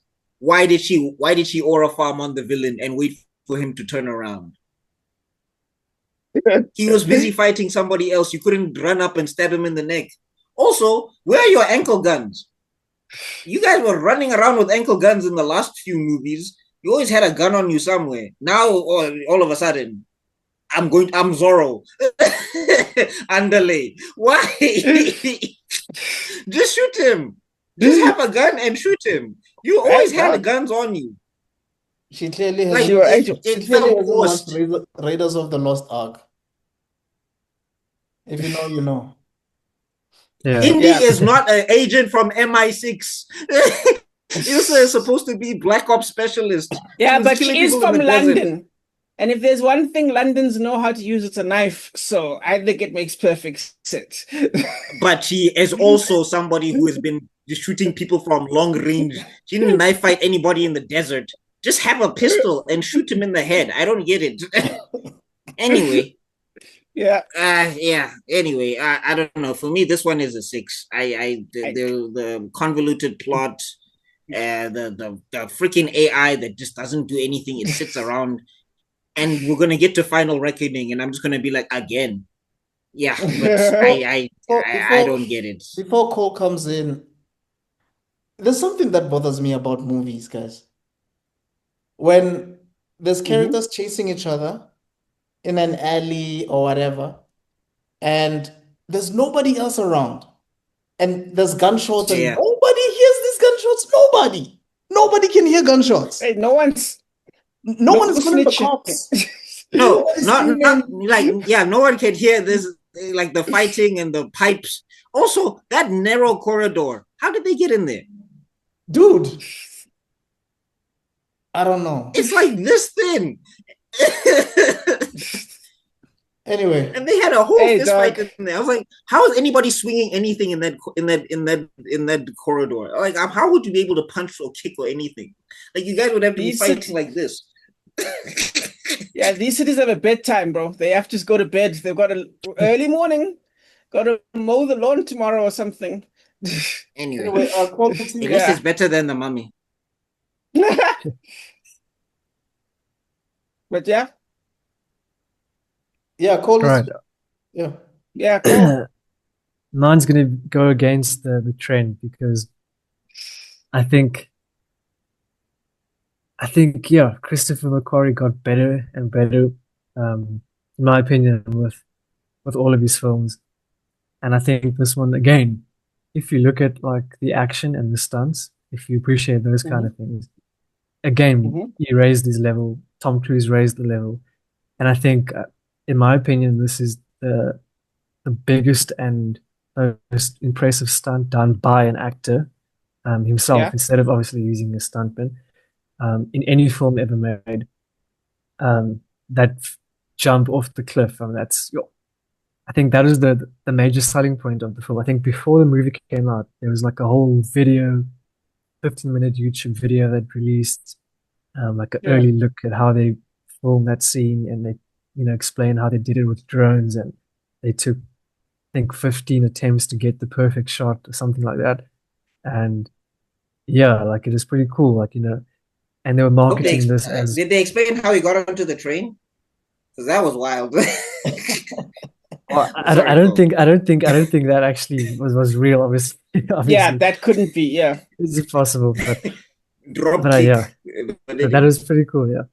And I think they Yeah. were marketing the movie as like the biggest action movie of all time, and it was Oh, very yeah. difficult because at the time, like you guys said, it was Barbenheimer, and I think they only Yes. had 2 weeks of IMAX screenings before Oppenheimer came out, and then it was basically, yeah, pretty much done for Dead Reckoning. All the money Yeah. they made thereafter was only from like 2D, 3D, and it is yeah, kind of a sad thing because it made 570 odd million. Yeah. I think it could have got around 800 if Oppenheimer and Barbie weren't released at the same time. I think this was probably going to be the biggest movie of the franchise if it weren't for those two Yeah. major films being released at the same time. I agree. But back to the movie, I get the whole plot, the plot holes. Haley Atwell's character coming in out of nowhere and just expecting the fans to immediately take a liking to her. Like, you just came out of nowhere, and you're another female character, and Ethan Hunt's gonna feel sorry for you and eventually form some sort of love story with you. It's the classic, and I feel like Yeah. they did Ilsa dirty. Like, I know those Yeah. things behind the scene happening with Rebecca Ferguson and all that, but yeah, I think maybe kill her off, Consequences. but like with the open ending, so we don't actually know if she's really dead or not. It always opens the door for maybe future if they want to like bring her in as a cameo again or bring her back. Yeah. But I always thought that she would be Ethan Hunt's like final, Yeah. what's the word? Yeah, like final He's Lewis. Yeah, girl she before, was the best. yeah, before he rides off into the sunset with her. So when they killed her off, I was like, what? Like, that's weird. Like, but at the same time, I'm glad they did kill off someone because every movie, like you guys said, Ethan Hunt's like 8-0 now, gets away with the victories and no losses. Like, I don't think there's been a single major loss besides like that one The record agent store in girl. the record store girl, and in part I mean, three, Alec Baldwin also the agent he dies mentored. in Fallout. Yeah, I suppose, but I mean, like someone that he was like really attached to, like part of his team. Oh yeah. We haven't really Yeah. seen that happen. So I get the plot holes. I get the movie was a bit like quiet at times, and it was trying to explain too much. The entity, the whole, yeah, that is a bit just like Ultron basically. And then Gabriel came out of nowhere. Yeah, it was And like Ultron with I more didn't- personality. I think like Gabriel and the entity was kind of like a wizard, like because they couldn't like beat him because he just had this thing that just knew everything. And I'm like, how does this entity know everything? And it was like right every time. It felt like, yeah, like he's kind of like Thanos. They were just losing the whole time. Yeah, but I didn't really like Gabriel. The Yeah. entity idea was cool. I think Mhm. I'm happy that in the next movie they obviously explain that it's actually a rabbit's foot. But the entity idea was cool considering we are in an age of AI, and I think Yeah. that kind of matched the time. So I didn't mind that. Misinformation. Yeah. But if I had to give Yeah. the movie an overall score, I'm gonna rate it purely on action because that's what I'm going to the movies for this franchise. I like to see the stunts and the cool fighting scenes, and because of that, I gave this film on Letterboxd. I gave it like four out of five. But for these purposes, I'm gonna give it an 8.75. If that's allowed. Oh, Yeah. that's absolutely allowed. Very, Oh. very Yeah, unique score. 8.75. Here's the thing that I saw that was pretty interesting when I was doing a little bit of like research on how people felt about Dead Reckoning.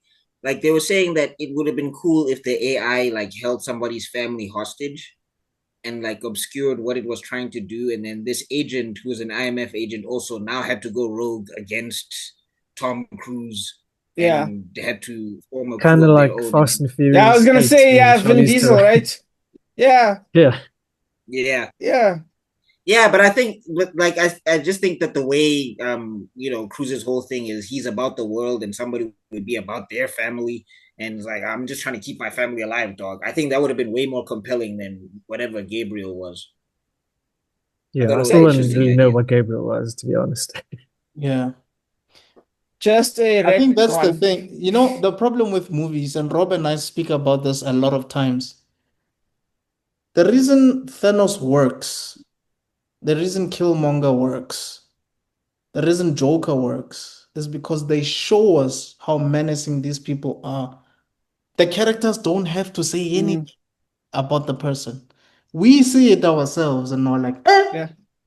Like when Thanos defeated Hulk in the beginning of Infinity War, you were like, what's gonna happen? Because Hulk is the best there is. You know what I'm saying? So if Oh, Gabriel yeah, definitely. was the kind of guy who was defeating all other IMF agents who seemed to know their stuff, that would have been interesting. Yeah. And nobody And else. even then, sometimes, yeah. And sometimes the oh shit of it all can actually help as well. When everyone's like, oh shit, it's Gabriel, that could have helped. Yeah. A la like law-abiding citizen or like John Wick or something, where it's like, Yeah. oh, it's him. You know what I mean? It's like, Yeah, but I just think that it would have been better if it was like some sort of a personal connection of some sort. That's why I'm saying like the whole idea if it was like the entity holding somebody's family hostage, and now Ethan has to decide whether he's going to kill these innocent people or whatever, or if we go the other route and we stick with Gabriel, like just make Gabriel the son of John Voight or something. Just because this is supposed to be the last one. Which they've done, unfortunately. They've done it all before. Yeah, but the Nemesis, they've done twice. They did it poorly, though. Yeah. It's the anti-Ethan. Oh, it's like, oh my God, he's just as smart as Ethan. And oh my God, like they've done all of these things. Yeah. Oh my God, they've got Ethan's wife. They did it twice. But what I'm trying to say is that it's not somebody like holding Ethan's family hostage. It's like somebody having their family held hostage and they have to go rogue against the IMF to save their family. Yeah. I think that would be an interesting quandary. They're basically another version of Ethan, but not Ethan, if that makes sense. Because they'll also not evil. I'm saying not evil. He's just desperate, and he's just like, dog. I could give a shit less about the IMF. I'm just trying to keep my wife alive. I get you. Yeah. So blind guy from John Wick 4. Okay. Pretty much. Yeah. But anyway, long story short. Yeah. Long story short, I'm just saying these movies lack a little emotional weight, and I think they were trying to go for emotional weight. And I'm like, if you're trying to go for that, you need to give me something, and they didn't give me anything. All right. So now we have Mission Impossible Final Reckoning came out last year, 2025. We basically have everybody from the cast coming in. I don't think there's anybody that's new coming in this one.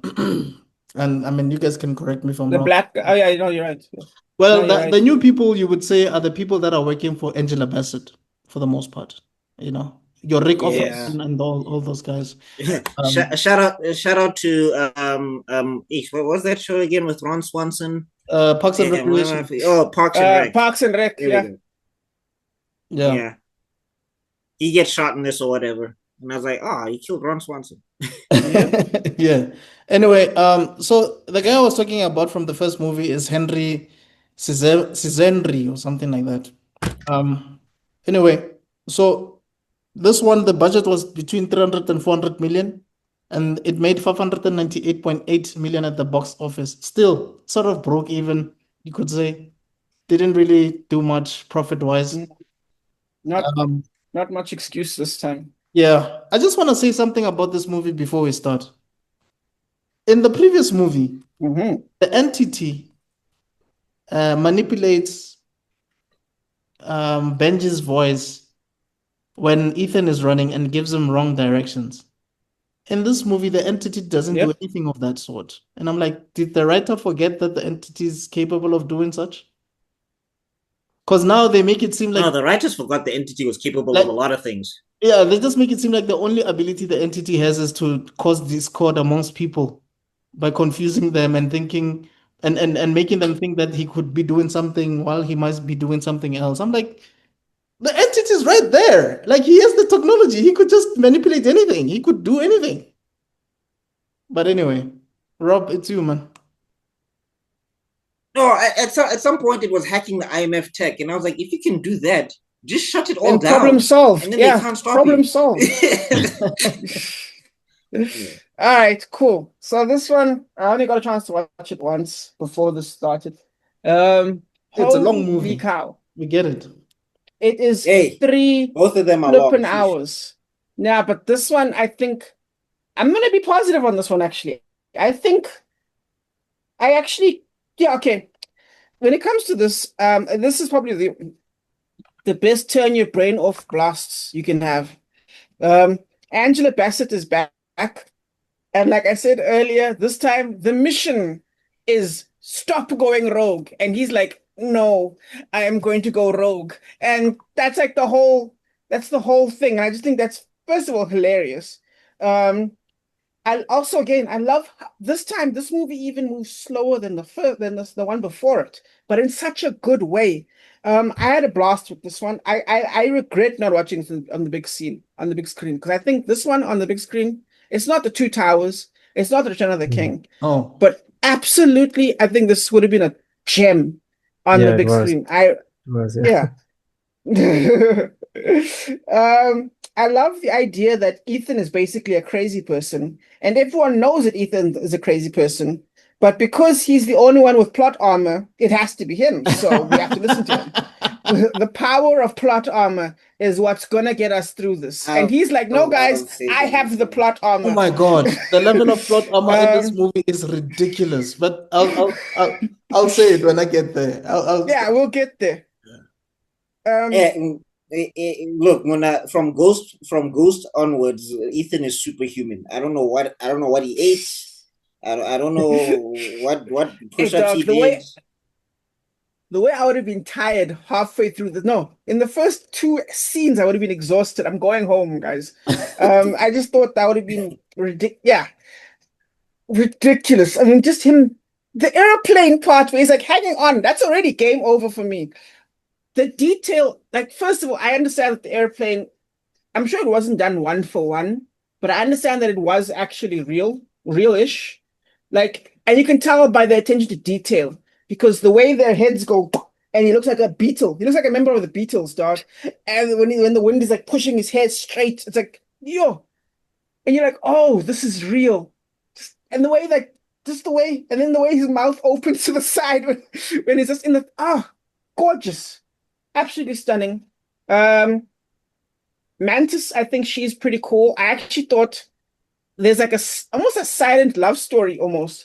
It felt like there was an actual story for Mantis if you like pay attention to all her scenes working away from crazy murder machine to helping Benji come together. Small, subtle. I like the idea of the theme of the story is clearly trust. which is funny because they're all spies. Trust what? I thought that was pretty cool.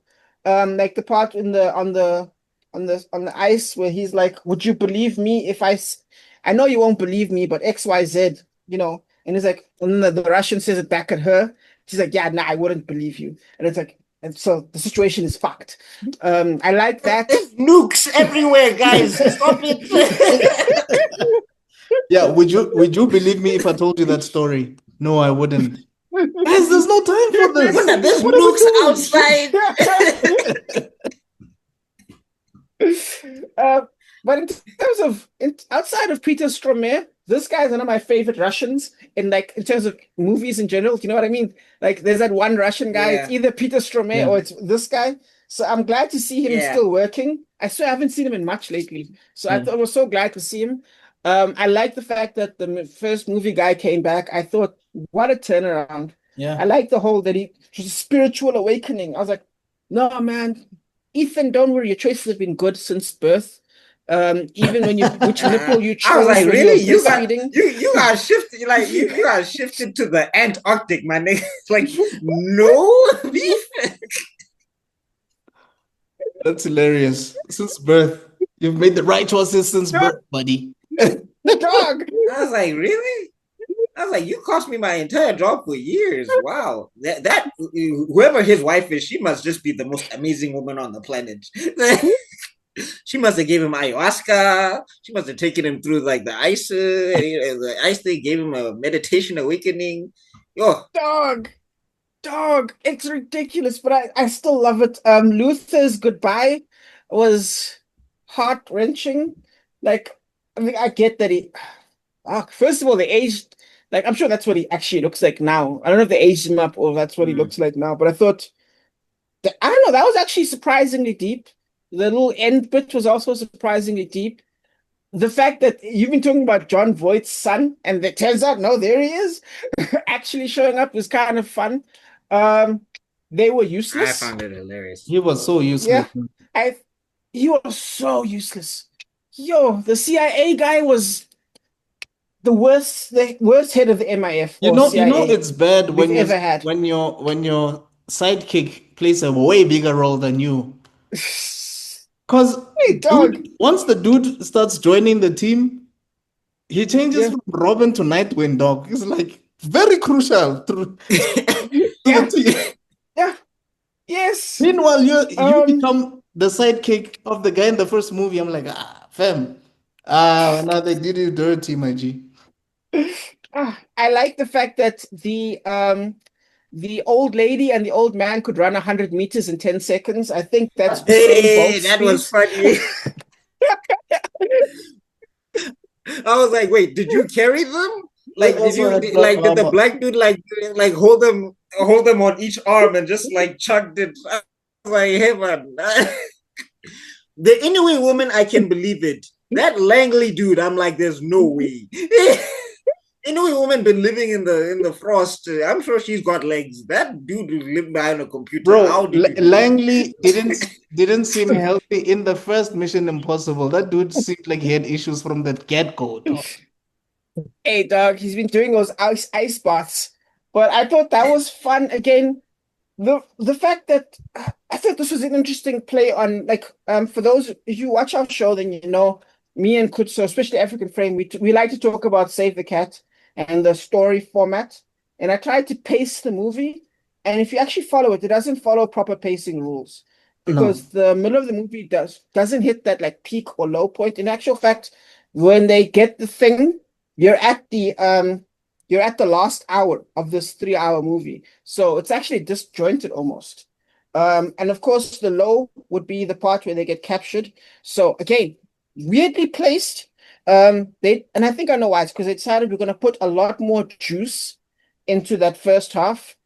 Even though the big stunts are in the last hour, I would say they put a lot of juice in terms of storytelling and flow to get it to go together. Comedy was fantastic. I actually thought it was childish, but I thought it was so funny. The part where Ethan brutally murders those guys in that room. Oh, I don't know why, but I thought that was really funny. Where it's like, whoosh, whoosh, and then she's like, oh my God, oh my God, oh my God. I thought that was I laughed out Oh loud. yeah, I enjoyed that big myself guy with that was killed off screen. Yeah. The only thing was seeing his Which head happening why? and acting. I'm like, why? I was like, why? Just show us. Just show Like, us. and Like, also, why would he? And also, why would Ethan be like killing that guy so brutally and mercilessly? I was just like, wouldn't you just stab him in the neck and call it a day? Normally, that's what he does. But in this one, nah, he was like, I'm gonna give him the gay. That's what I wanted him to do to Gabriel. But Gabriel Yeah, dies I was like like, an idiot. I'm saying you hit that. I'm saying you hit that guy like it was personal. Like, Dog. does Haley Atwell already have you already? Ethan be falling left and right for these women. Yo, it's the same as Tandy Newton. One afternoon, Ethan is in love. Dog. It gave me remember that guy from the Stranger Things, the 4th episode, where that one guy got the fucking spikes to the head, and we're like, what did he do? Yeah.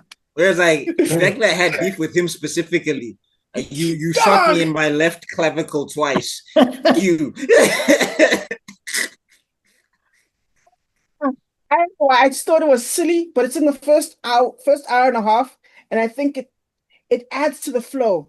I like the fact that they rushed through the chases, like the Luther thing. We didn't get a chance to see the proper running. We just skipped. We kind of like skip, action, skip, jump. And we were saving, and I think it kept things flowing nicely because in this one, it almost felt like the action wasn't the point.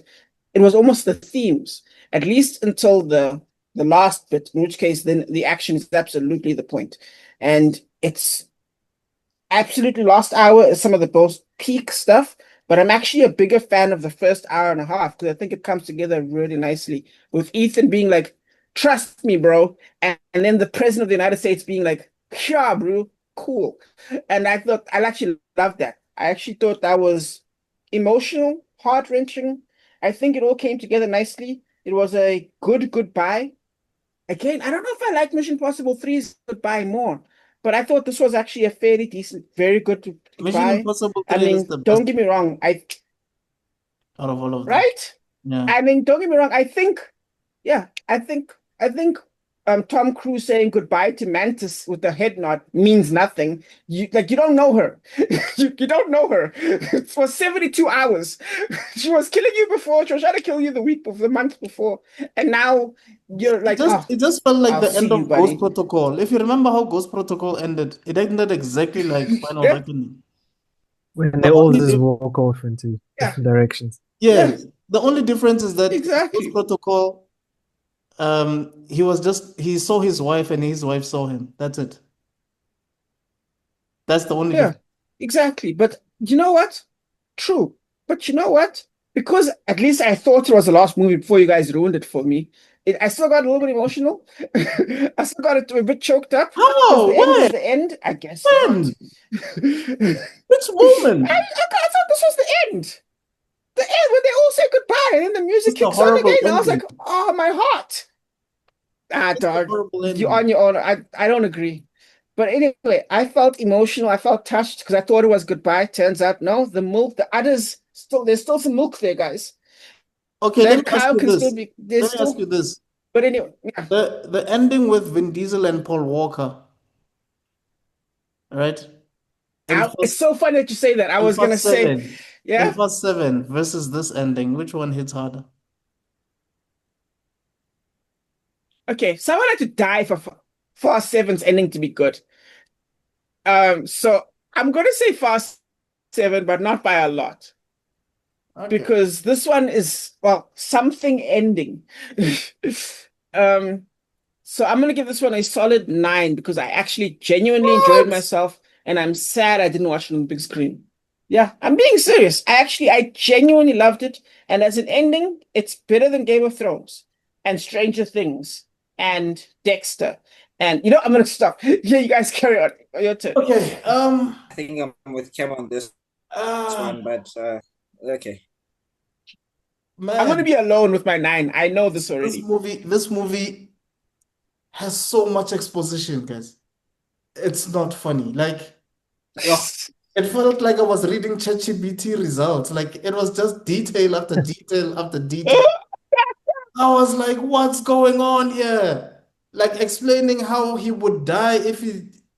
stops breathing underwater, his lungs will explode. Jiggy jiggy, if he does this and that, and I'm like, this guy had to be resuscitated. He had to get out of a submarine, try to get inside another one, get out before it sort of sinks deeper into the ocean. I'm like, yo, dude had to use a parachute. It's ablaze. Then for some reason he had another parachute. Like, why did he get the other parachute? Like, how did he then say? How did he Parachutes come in twos. Okay, to be fair, they come in twos. There's no such thing as one parachute. There's always a backup. I didn't know that. I didn't know that. But his one was on fire. How did it deploy? Okay, the first one being on fire was crazy. I'll admit that. That's ridiculous. Yeah, but also like he's on a plane and he's been hanging for so long. Punches the pilot. Oh yeah, nah. Punches the pilot. Manages to get inside the plane. Yeah, Who was fingers that guy? be toast.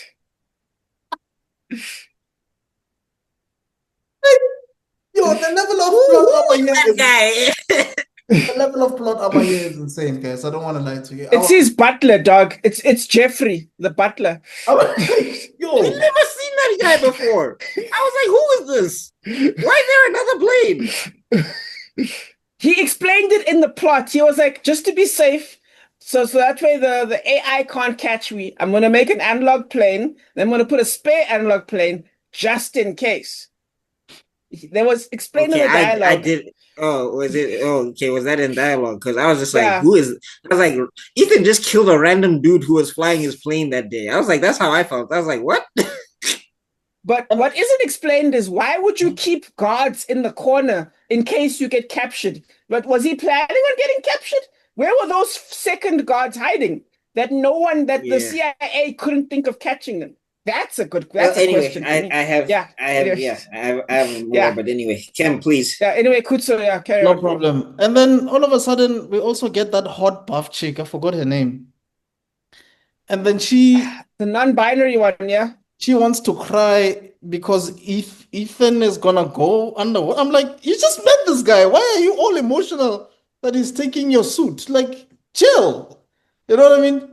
And look, one thing I hear what you're saying.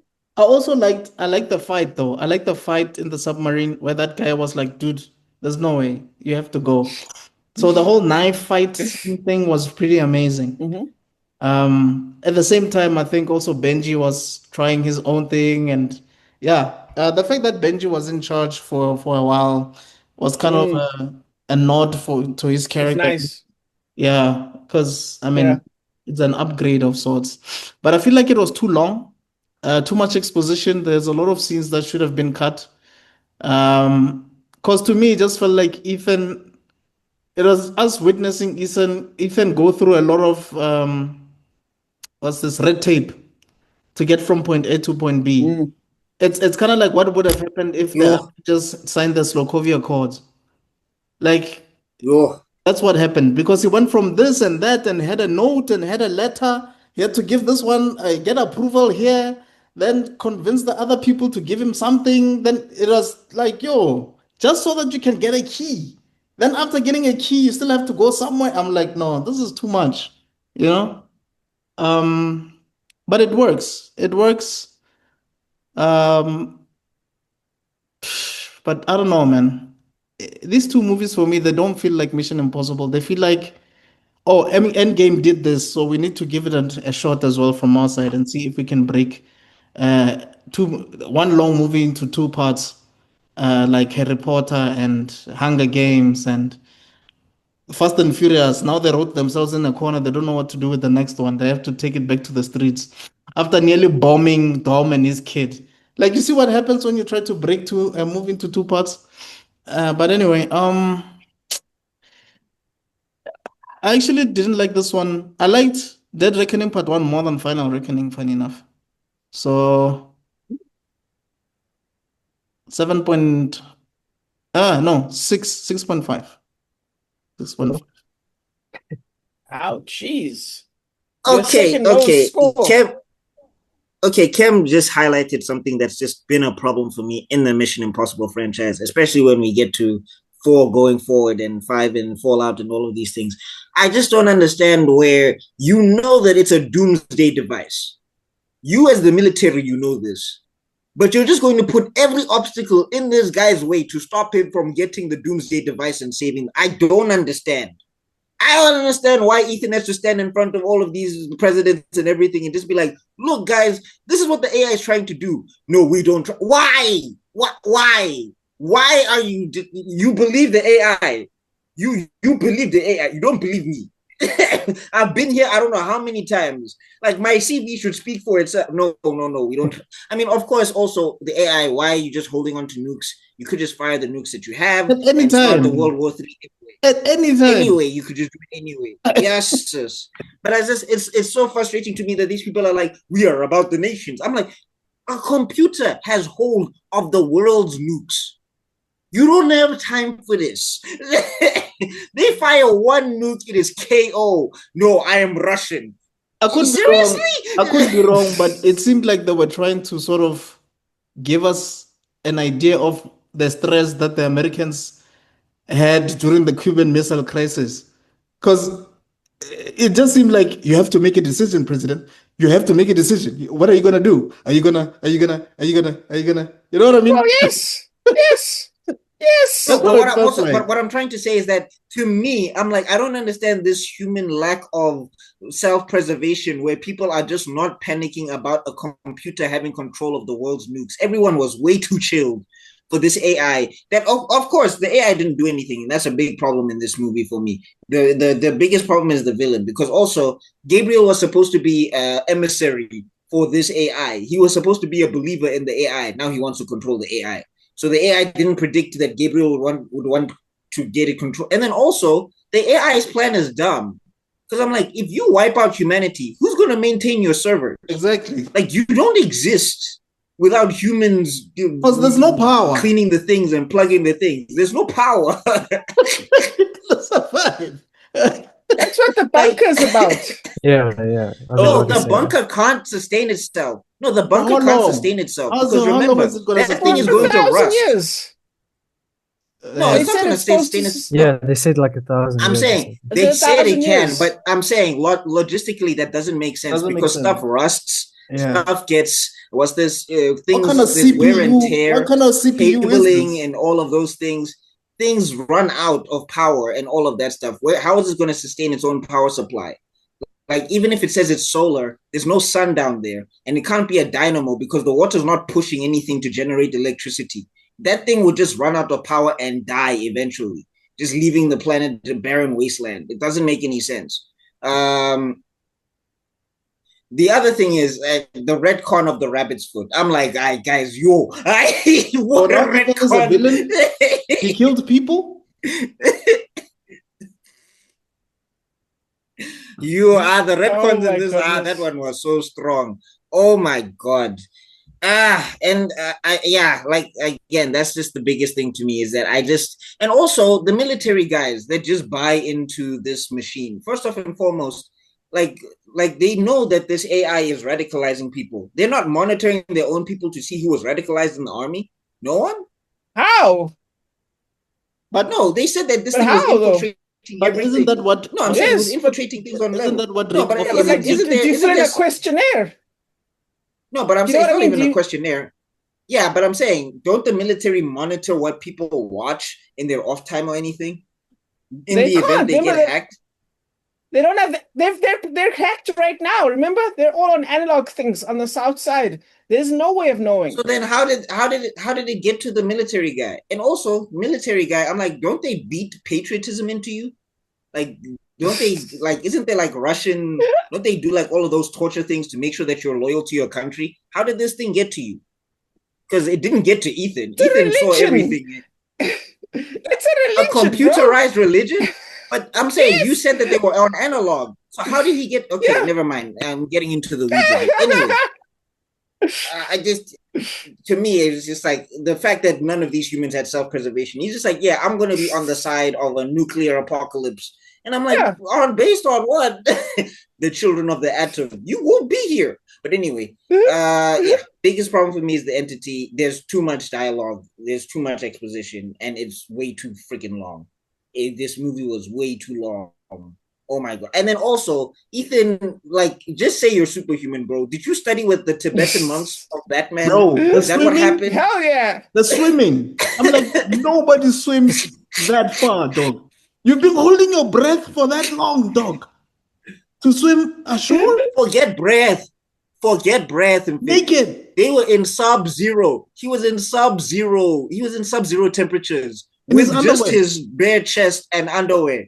And he didn't freeze over.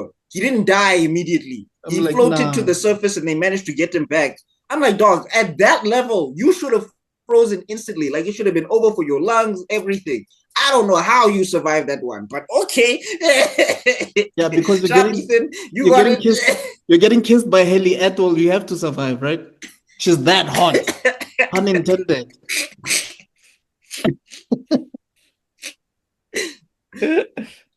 Yeah. Hey, anyway, this one for me, it's the same as Dead Reckoning for me. I had about the same amount of time, so I'm gonna give this one a 6. Hey, I feel sorry for you, but the fact Alrighty. that you had to watch both of these movies back to back, that's like 7 hours of your time. Munna.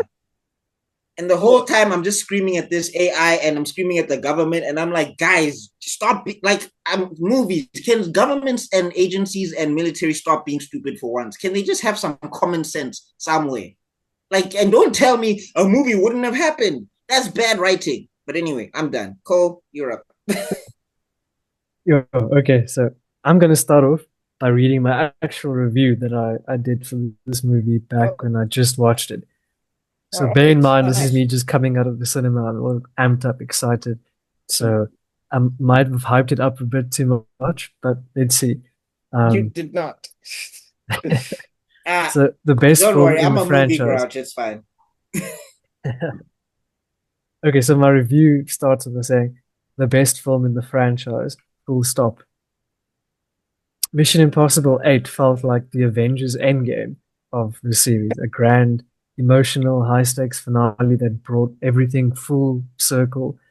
The stunt sequences, absolutely breathtaking, especially in IMAX, like we said earlier. Like, this is a movie you have to see in IMAX. And, what an experience. And shout out to Universal Studios. I got to watch this complimentary, thanks to them. Tom Cruise defies logic yet again, and every frame feels like it's screaming, "This is the final dance." I think the tone struck me deeply. It wasn't just tense; it carried the weight of finality. You could feel the end creeping in every scene, and it made the emotional beats land hard. Yes, it's more serious than the past entries, but to those who missed the fun vibes, I say we've had 7 films for that. This is something else. This is Cruise's love letter to the franchise and its fans. Tom Cruise might not be the greatest actor in the classical sense, but as a movie star and someone who lives and breathes cinema, he's one of the GOATs. His passion, his dedication, his obsession with giving us the pure spectacle, it's unmatched. This movie is a thank you and a goodbye and a damn near perfect action film. Thank you, Tom Cruise. Long live cinema. That is my review that I did last year. So I haven't watched the movie since then because, like you guys said, it's quite a long movie, and I love long movies. I can sit through Return of the King on a monthly basis if I could. Yeah. That being said, if it's 3 hours, it's got to be entertaining. I recently watched a movie from Terrence Malick called A Hidden Life. It is 3 hours long. I think I got so bored halfway through. But I think this runtime was long, but the movie was very entertaining. It kept you on the edge of your seat. Yeah. Because all those action scenes, you're like, Yeah, that's true. you want to see what's happening. It's like you have goosebumps, especially that underwater submarine scene. That was probably, I would say, number 2 of the best stunt scenes that they've done. And again, Tom Cruise is actually the one who did that scene himself. And a lot of budget and planning went into that scene. If you look at the behind the scenes of how they did that, very cool. Again, the villain entity Gabriel, same as the last film. Nothing's changed. Not a big fan of Gabriel. The entity, like you guys said, they could have just deployed the nukes at any time. I don't know what they're waiting for. Haley Atwell's character, again, they're kind of forcing it on us. That's how it felt. But I think as the film went on, she became a part of the IMF family, like Tom Cruise's team, Ethan Hunt's team. Even though it was forced. And then obviously Luther's death. I knew they were going to kill somebody. I didn't know who it was. I figured it would be him. I don't think they'll kill off Benji. I think a lot of people would have been mad if they did that. Yeah. So I'm glad they did kill someone, finally.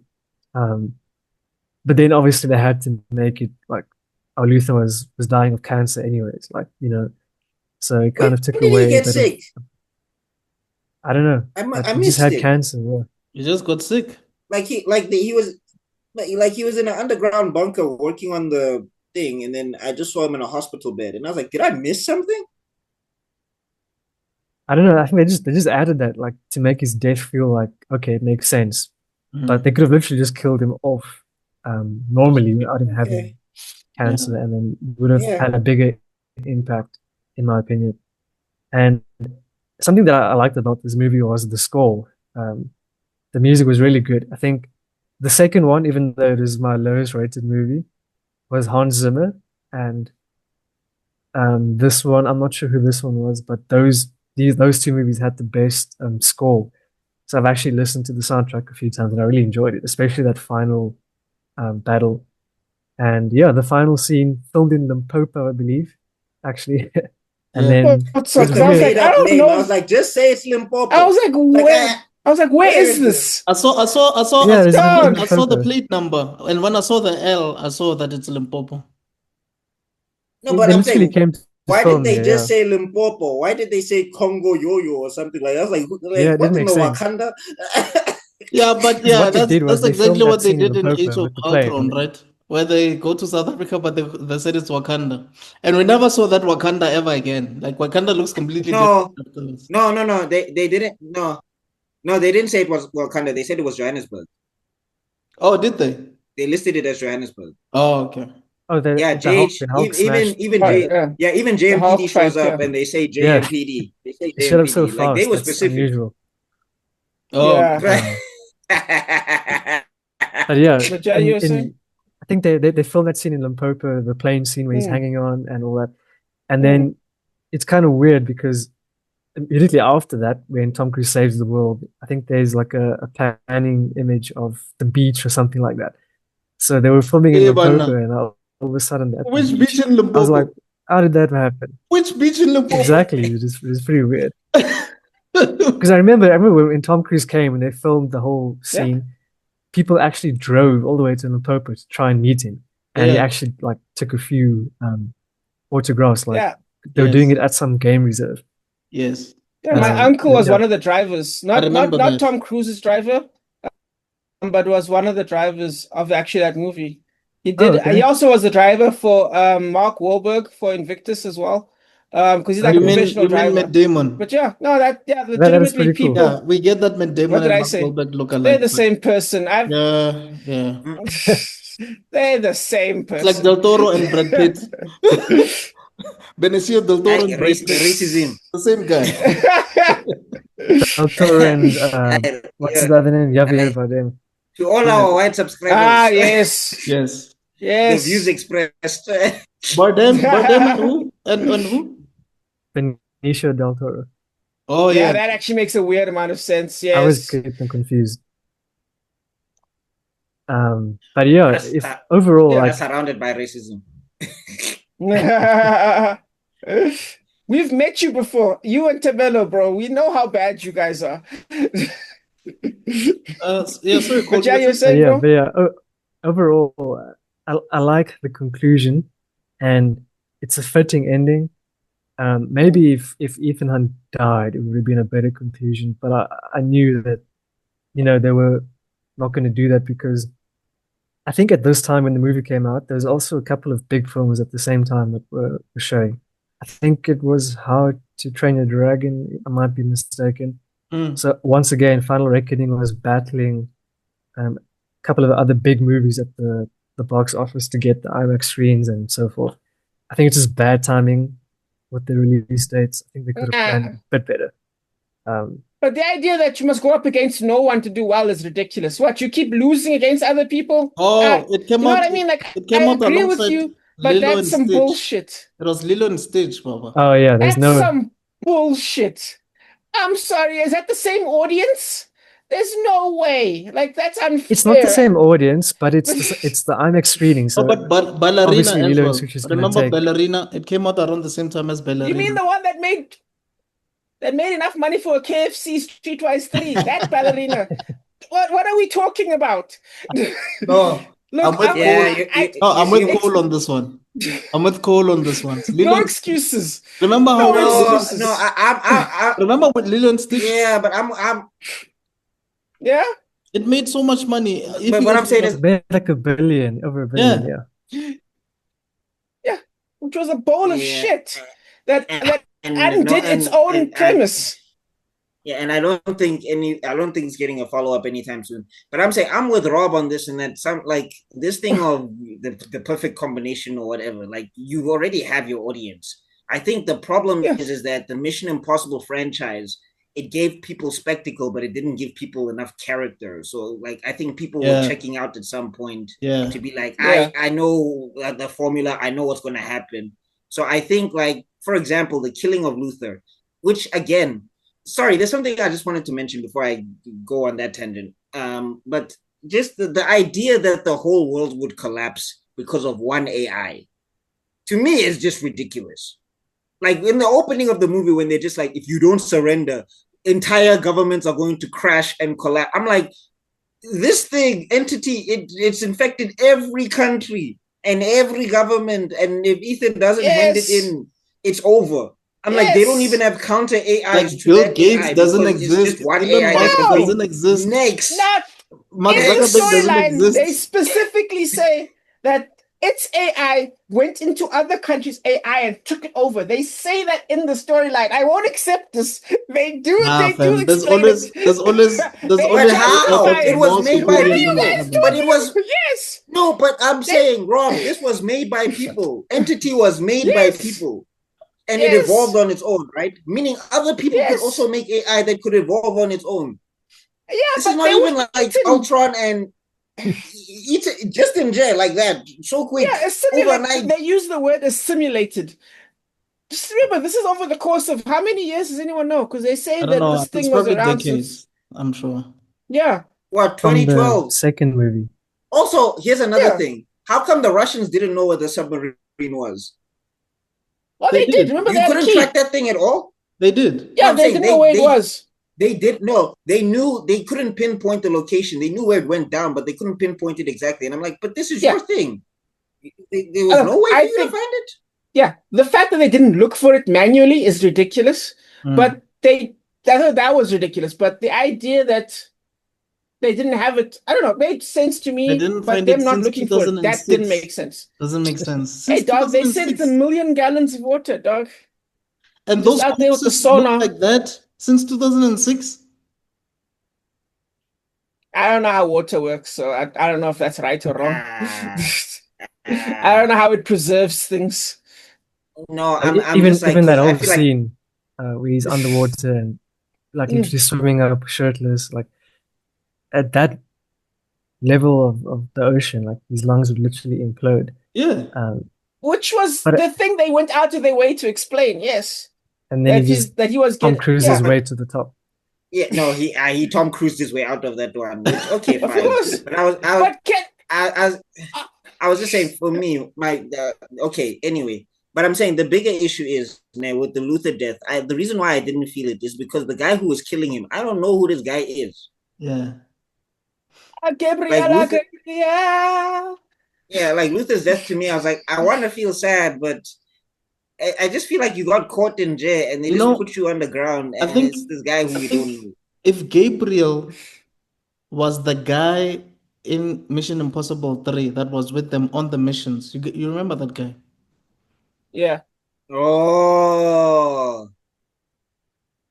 it would have made more sense. Like if it was any of the agents that they were with throughout this entire franchise that came back, I think it would have had more weight.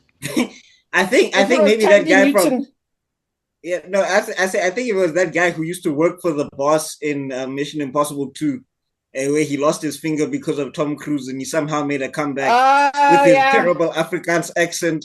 I think that would have been hilarious. Sorry, Cole, yeah. what's your score, man? Back to what so in conclusion, this is like sorry, Cole. The title, Mission Impossible. I think this film fits it the best because there's so many impossible things happening in this movie. Yeah. And if you look at the box, it made like 600 million, just under 598. I think the budget was like 500 million, so they just barely broke even. Yeah. And I believe Tom Cruise pocketed like 250 million or something like that. That was his deal. These actors' salaries are ridiculous now, honestly speaking. Like 200 million. Yeah, even what's his name? James Bond guy, what's his name? Daniel Craig. Daniel Craig. For Knives Out, the one that came out now in December. Oh, yes. He got like 150 million or something What's like it that. called again? The one with about faith. Knives Out. Yeah, he was the highest paid actor. Hey, but look. All respect to Tom Cruise. At least he's actually doing the stunts and he's actually breaking. Yeah. So at for him to have 150, I'm saying for him to have 150 million, like he's older than John Voight was in the first one, and I was like, what? Oh, he's a vampire. What did you eat? What did you do? Because Voight looked ancient in the He's eating his puff, bro. Mission.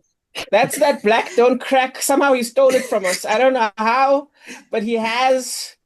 No, but I think Tom Cruise knows that his body is an asset. He knows that he has to run. He has to be fit to still be able to do some of these battle he's explained the whole thing about how he has to stay in shape because he knows. Yeah, but I'm saying to me, when he gets paid 250 million. Would I say 250 million? I don't think so. I think that's excessive. But I can at least be like, he's doing the stunts. Yeah. So I can. And he saved cinema. He saved cinema after COVID. Like, literally. Yeah. With Top Gun. Because remember, he has shares in Paramount, if I'm correct, right? He has shares in Paramount. Could be, yeah. So now he's going to get a big amount with that whole. Didn't Paramount buy or Netflix bought Paramount, something like that? I believe so. Yes. Is it final? They haven't finished. They haven't finalized it yet. Somebody else threw their hat in the ring. So there's I think WB is trying to do something also. So no. Like WB is the victim. WB is the victim. Paramount. Paramount is trying. Exactly. Paramount is trying. Paramount. The battle is between Netflix and Paramount to buy WB, but then somebody else came in and said that they were going to do something for WB. I don't know all the details. And then Paramount literally made a bigger offer, and then they rejected it. They want to go through with the Netflix deal. Oh, yeah. Which is scary. Back to my score. Yes. 9 out of 9. Oh shit! 9. Sorry. Fantastic. Sorry, Cole. Give it a 9. This is my favorite. We're the king. We're the king of tangents, Cole. Sorry, I don't know if they told you. They did. Yeah, they did. All right. Yeah, final reckoning. There you have it. There you have it, guys. I just want us to quickly just say our final thoughts about the entire franchise before we shut it down. But we'll start with Cole since he's our guest and we kept him for too long. So, Cole, if you can just give us your thoughts about the entire franchise overall. And then after that, it would be Buck, me, then Rob, and then we'll call it a night. Yeah, overall, I felt like this franchise was split in half. I think the first 3 films are very different, and then the final 5 were different as well. They really upped the game from Mission Impossible 4. The first one, like I said earlier, the first movie can literally be a standalone spy action and never have a sequel. Brilliant on its own. Then obviously that led to the sequels. 2, 3, okay. From 4, it raises a level, and we see amazing stunts and action sequences that produces probably up there with John Wick. It's not as brutal and grotesque and heavily coordinated. It's more of a plot and a story. So I would say this is one of the best action franchises of all time. I prefer this over the James Bond franchise. Not over John Wick. I would say just second to John Wick. That's my all-time favorite action franchise. But yeah, and I just love it because Tom Cruise is, dedicated almost 30 years to this. Yeah, what more can I say? And if they bring us number 9 and number 10, I'm still gonna go and see. So yeah, Oh, cool. that's my final thoughts. Cool, man. Is it me? Yeah. Yeah. Oh, Buccaneer. okay. Mission Impossible, Mission Impossible. I think what 1 and 3 I think are the ones that I really like. 1, 3, and Fallout I think are the ones that I enjoy the most. But I think post 3 it kind of gets very formulaic in a way that I'm not a fan of. I think it's always there's a MacGuffin that we have to get it or the world ends. And I think when you're on the 7th time when you're doing that plot, like when we get to Final Reckoning and it's the AI and it's the nuke thing, I'm just like, I'm getting kind of tired of always the world is in danger. With it's not even just Mission Impossible. I think it's just a lot of Hollywood franchises that do that. So it's just like, can we maybe scale down some of these, stakes a little bit and make them more personal for the characters, so that I can get invested in the characters, and then we can go to the world-ending plots. Which I think is why I enjoyed 3 the most, because 3 felt the most personal to Ethan. But otherwise, fun franchise. There's no like super egregious, like plain stupid, I hate it movie in this list of movies. Like I have problems with them, but there's movies where I'm just like, I cannot I cannot stand for this, and I can't believe somebody got paid even 10 million in a salary for this nonsense. So I don't have that problem with it. I think it's one of the best action franchises out there, and 7 movies in, and the characters are somewhat consistent. That is a feat and a half. So yeah, not my favorite franchise. I probably would not be revisiting this, but a solid franchise nonetheless. Okay. From my side, I think there's something that Cole mentioned. I just want to add on. He said that the first Mission Impossible movie, it can stand alone, and that's absolutely true. I also think that you can watch some of these movies individually. Like I'll give an example. Ghost Protocol, Rogue Nation, Fallout. You can watch those separately without having to watch everything else, and you'll still enjoy them. Um, you can even tell with my score. For me, Fallout is number one, then the first one is number two, then the third one is number three. Rogue Nation and Ghost Protocol are evenly matched. Dead Reckoning and Final Reckoning would be the bottom two. So I genuinely think it's a brilliant movie. You can see the dedication in uh, Tom Cruise's work. I think this is his life's work, honestly speaking. I think this project is his life's work. Even in Final Reckoning, you can see, man, the stunts and all of that. Even if you don't enjoy it as much as you should, but you can see the dedication and the heart and soul that Chris and Tom have poured in to entertain viewers and audiences and all of that. It's truly respectable to see him do something like this. I would say this is like a police story for Mission Impossible is what police story is to Jackie Chan, if that makes sense, Rob. You know what I mean? Yeah, In yeah, terms of yeah, pouring definitely.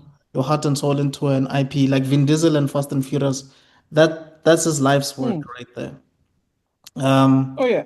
so no matter how you feel about Tom as an actor or whatever he does in his personal life or whatever, one thing you cannot deny is the passion that he poured into this franchise. So yeah, those are my thoughts. He did a brilliant job.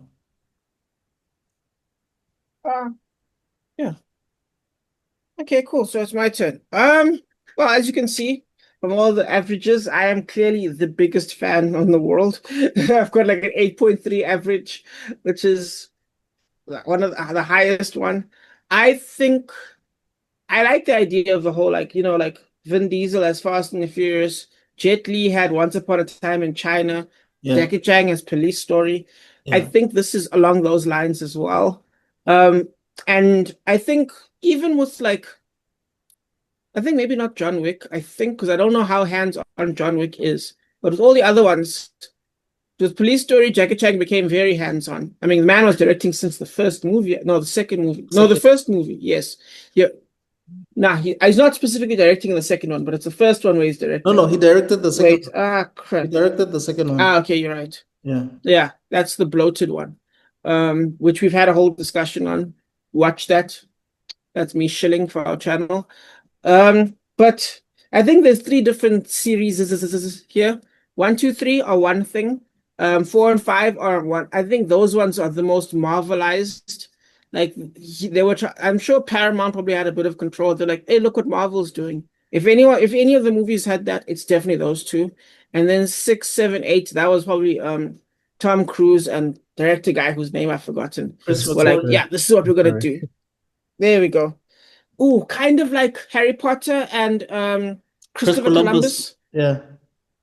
That's what I said. Yes, yes.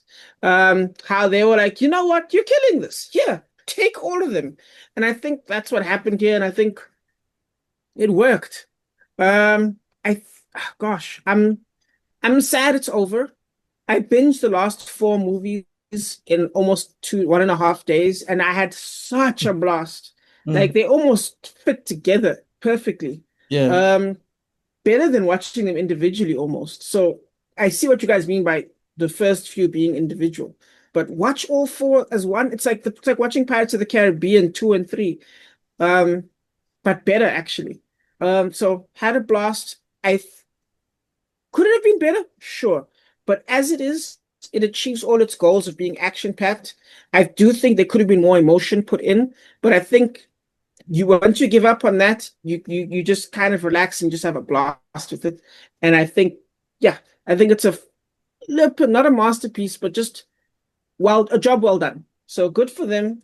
I hope I don't know how I feel. I hope they continue with different people, in my opinion, just so they can dilute it a little bit, start again. Time to save the city, or you know what I mean, as opposed to save the planet. I hope they go back to that, and then they can build their way up to saving the planet again. But yeah, had a blast. Average of 8.3. Really happy. Make Ethan the head. Make Ethan the head of IMF. He's like sitting at the desk now. Exactly, and just make sure he doesn't get shot. Just make sure he doesn't get shot, because they always change those guys every freaking movie. Change them like soccer coaches. I was like, yo. All right. But now he can be the one that says, okay, you're gonna do this, and the guy will be like, I'm going rogue. You know what I mean? Now we can hear someone say that to him. And then fair enough. Hey, look, man, I've been winning. let's not hold Cole in hostage, because we can go on forever. Cole, thank you so much for joining us, man. We truly appreciate your time. Thanks for the invite, guys. Nice to meet you. Nice to meet you, everything, man. That was flipping fantastic. And the fact that you kept on with our tangents, and you definitely know your stuff. So we hope to have you on once again for some of these sessions. We truly appreciate it. For sure. Thanks, guys. Thank you so much for your takes. Everybody that's watching, if you're watching until this long, you are strong. Thank you so much. Do subscribe, check out Cole's work. I'm sure you will not regret it. And we shall see you guys on the next one. Cheers. Woo! Peace. Cheers.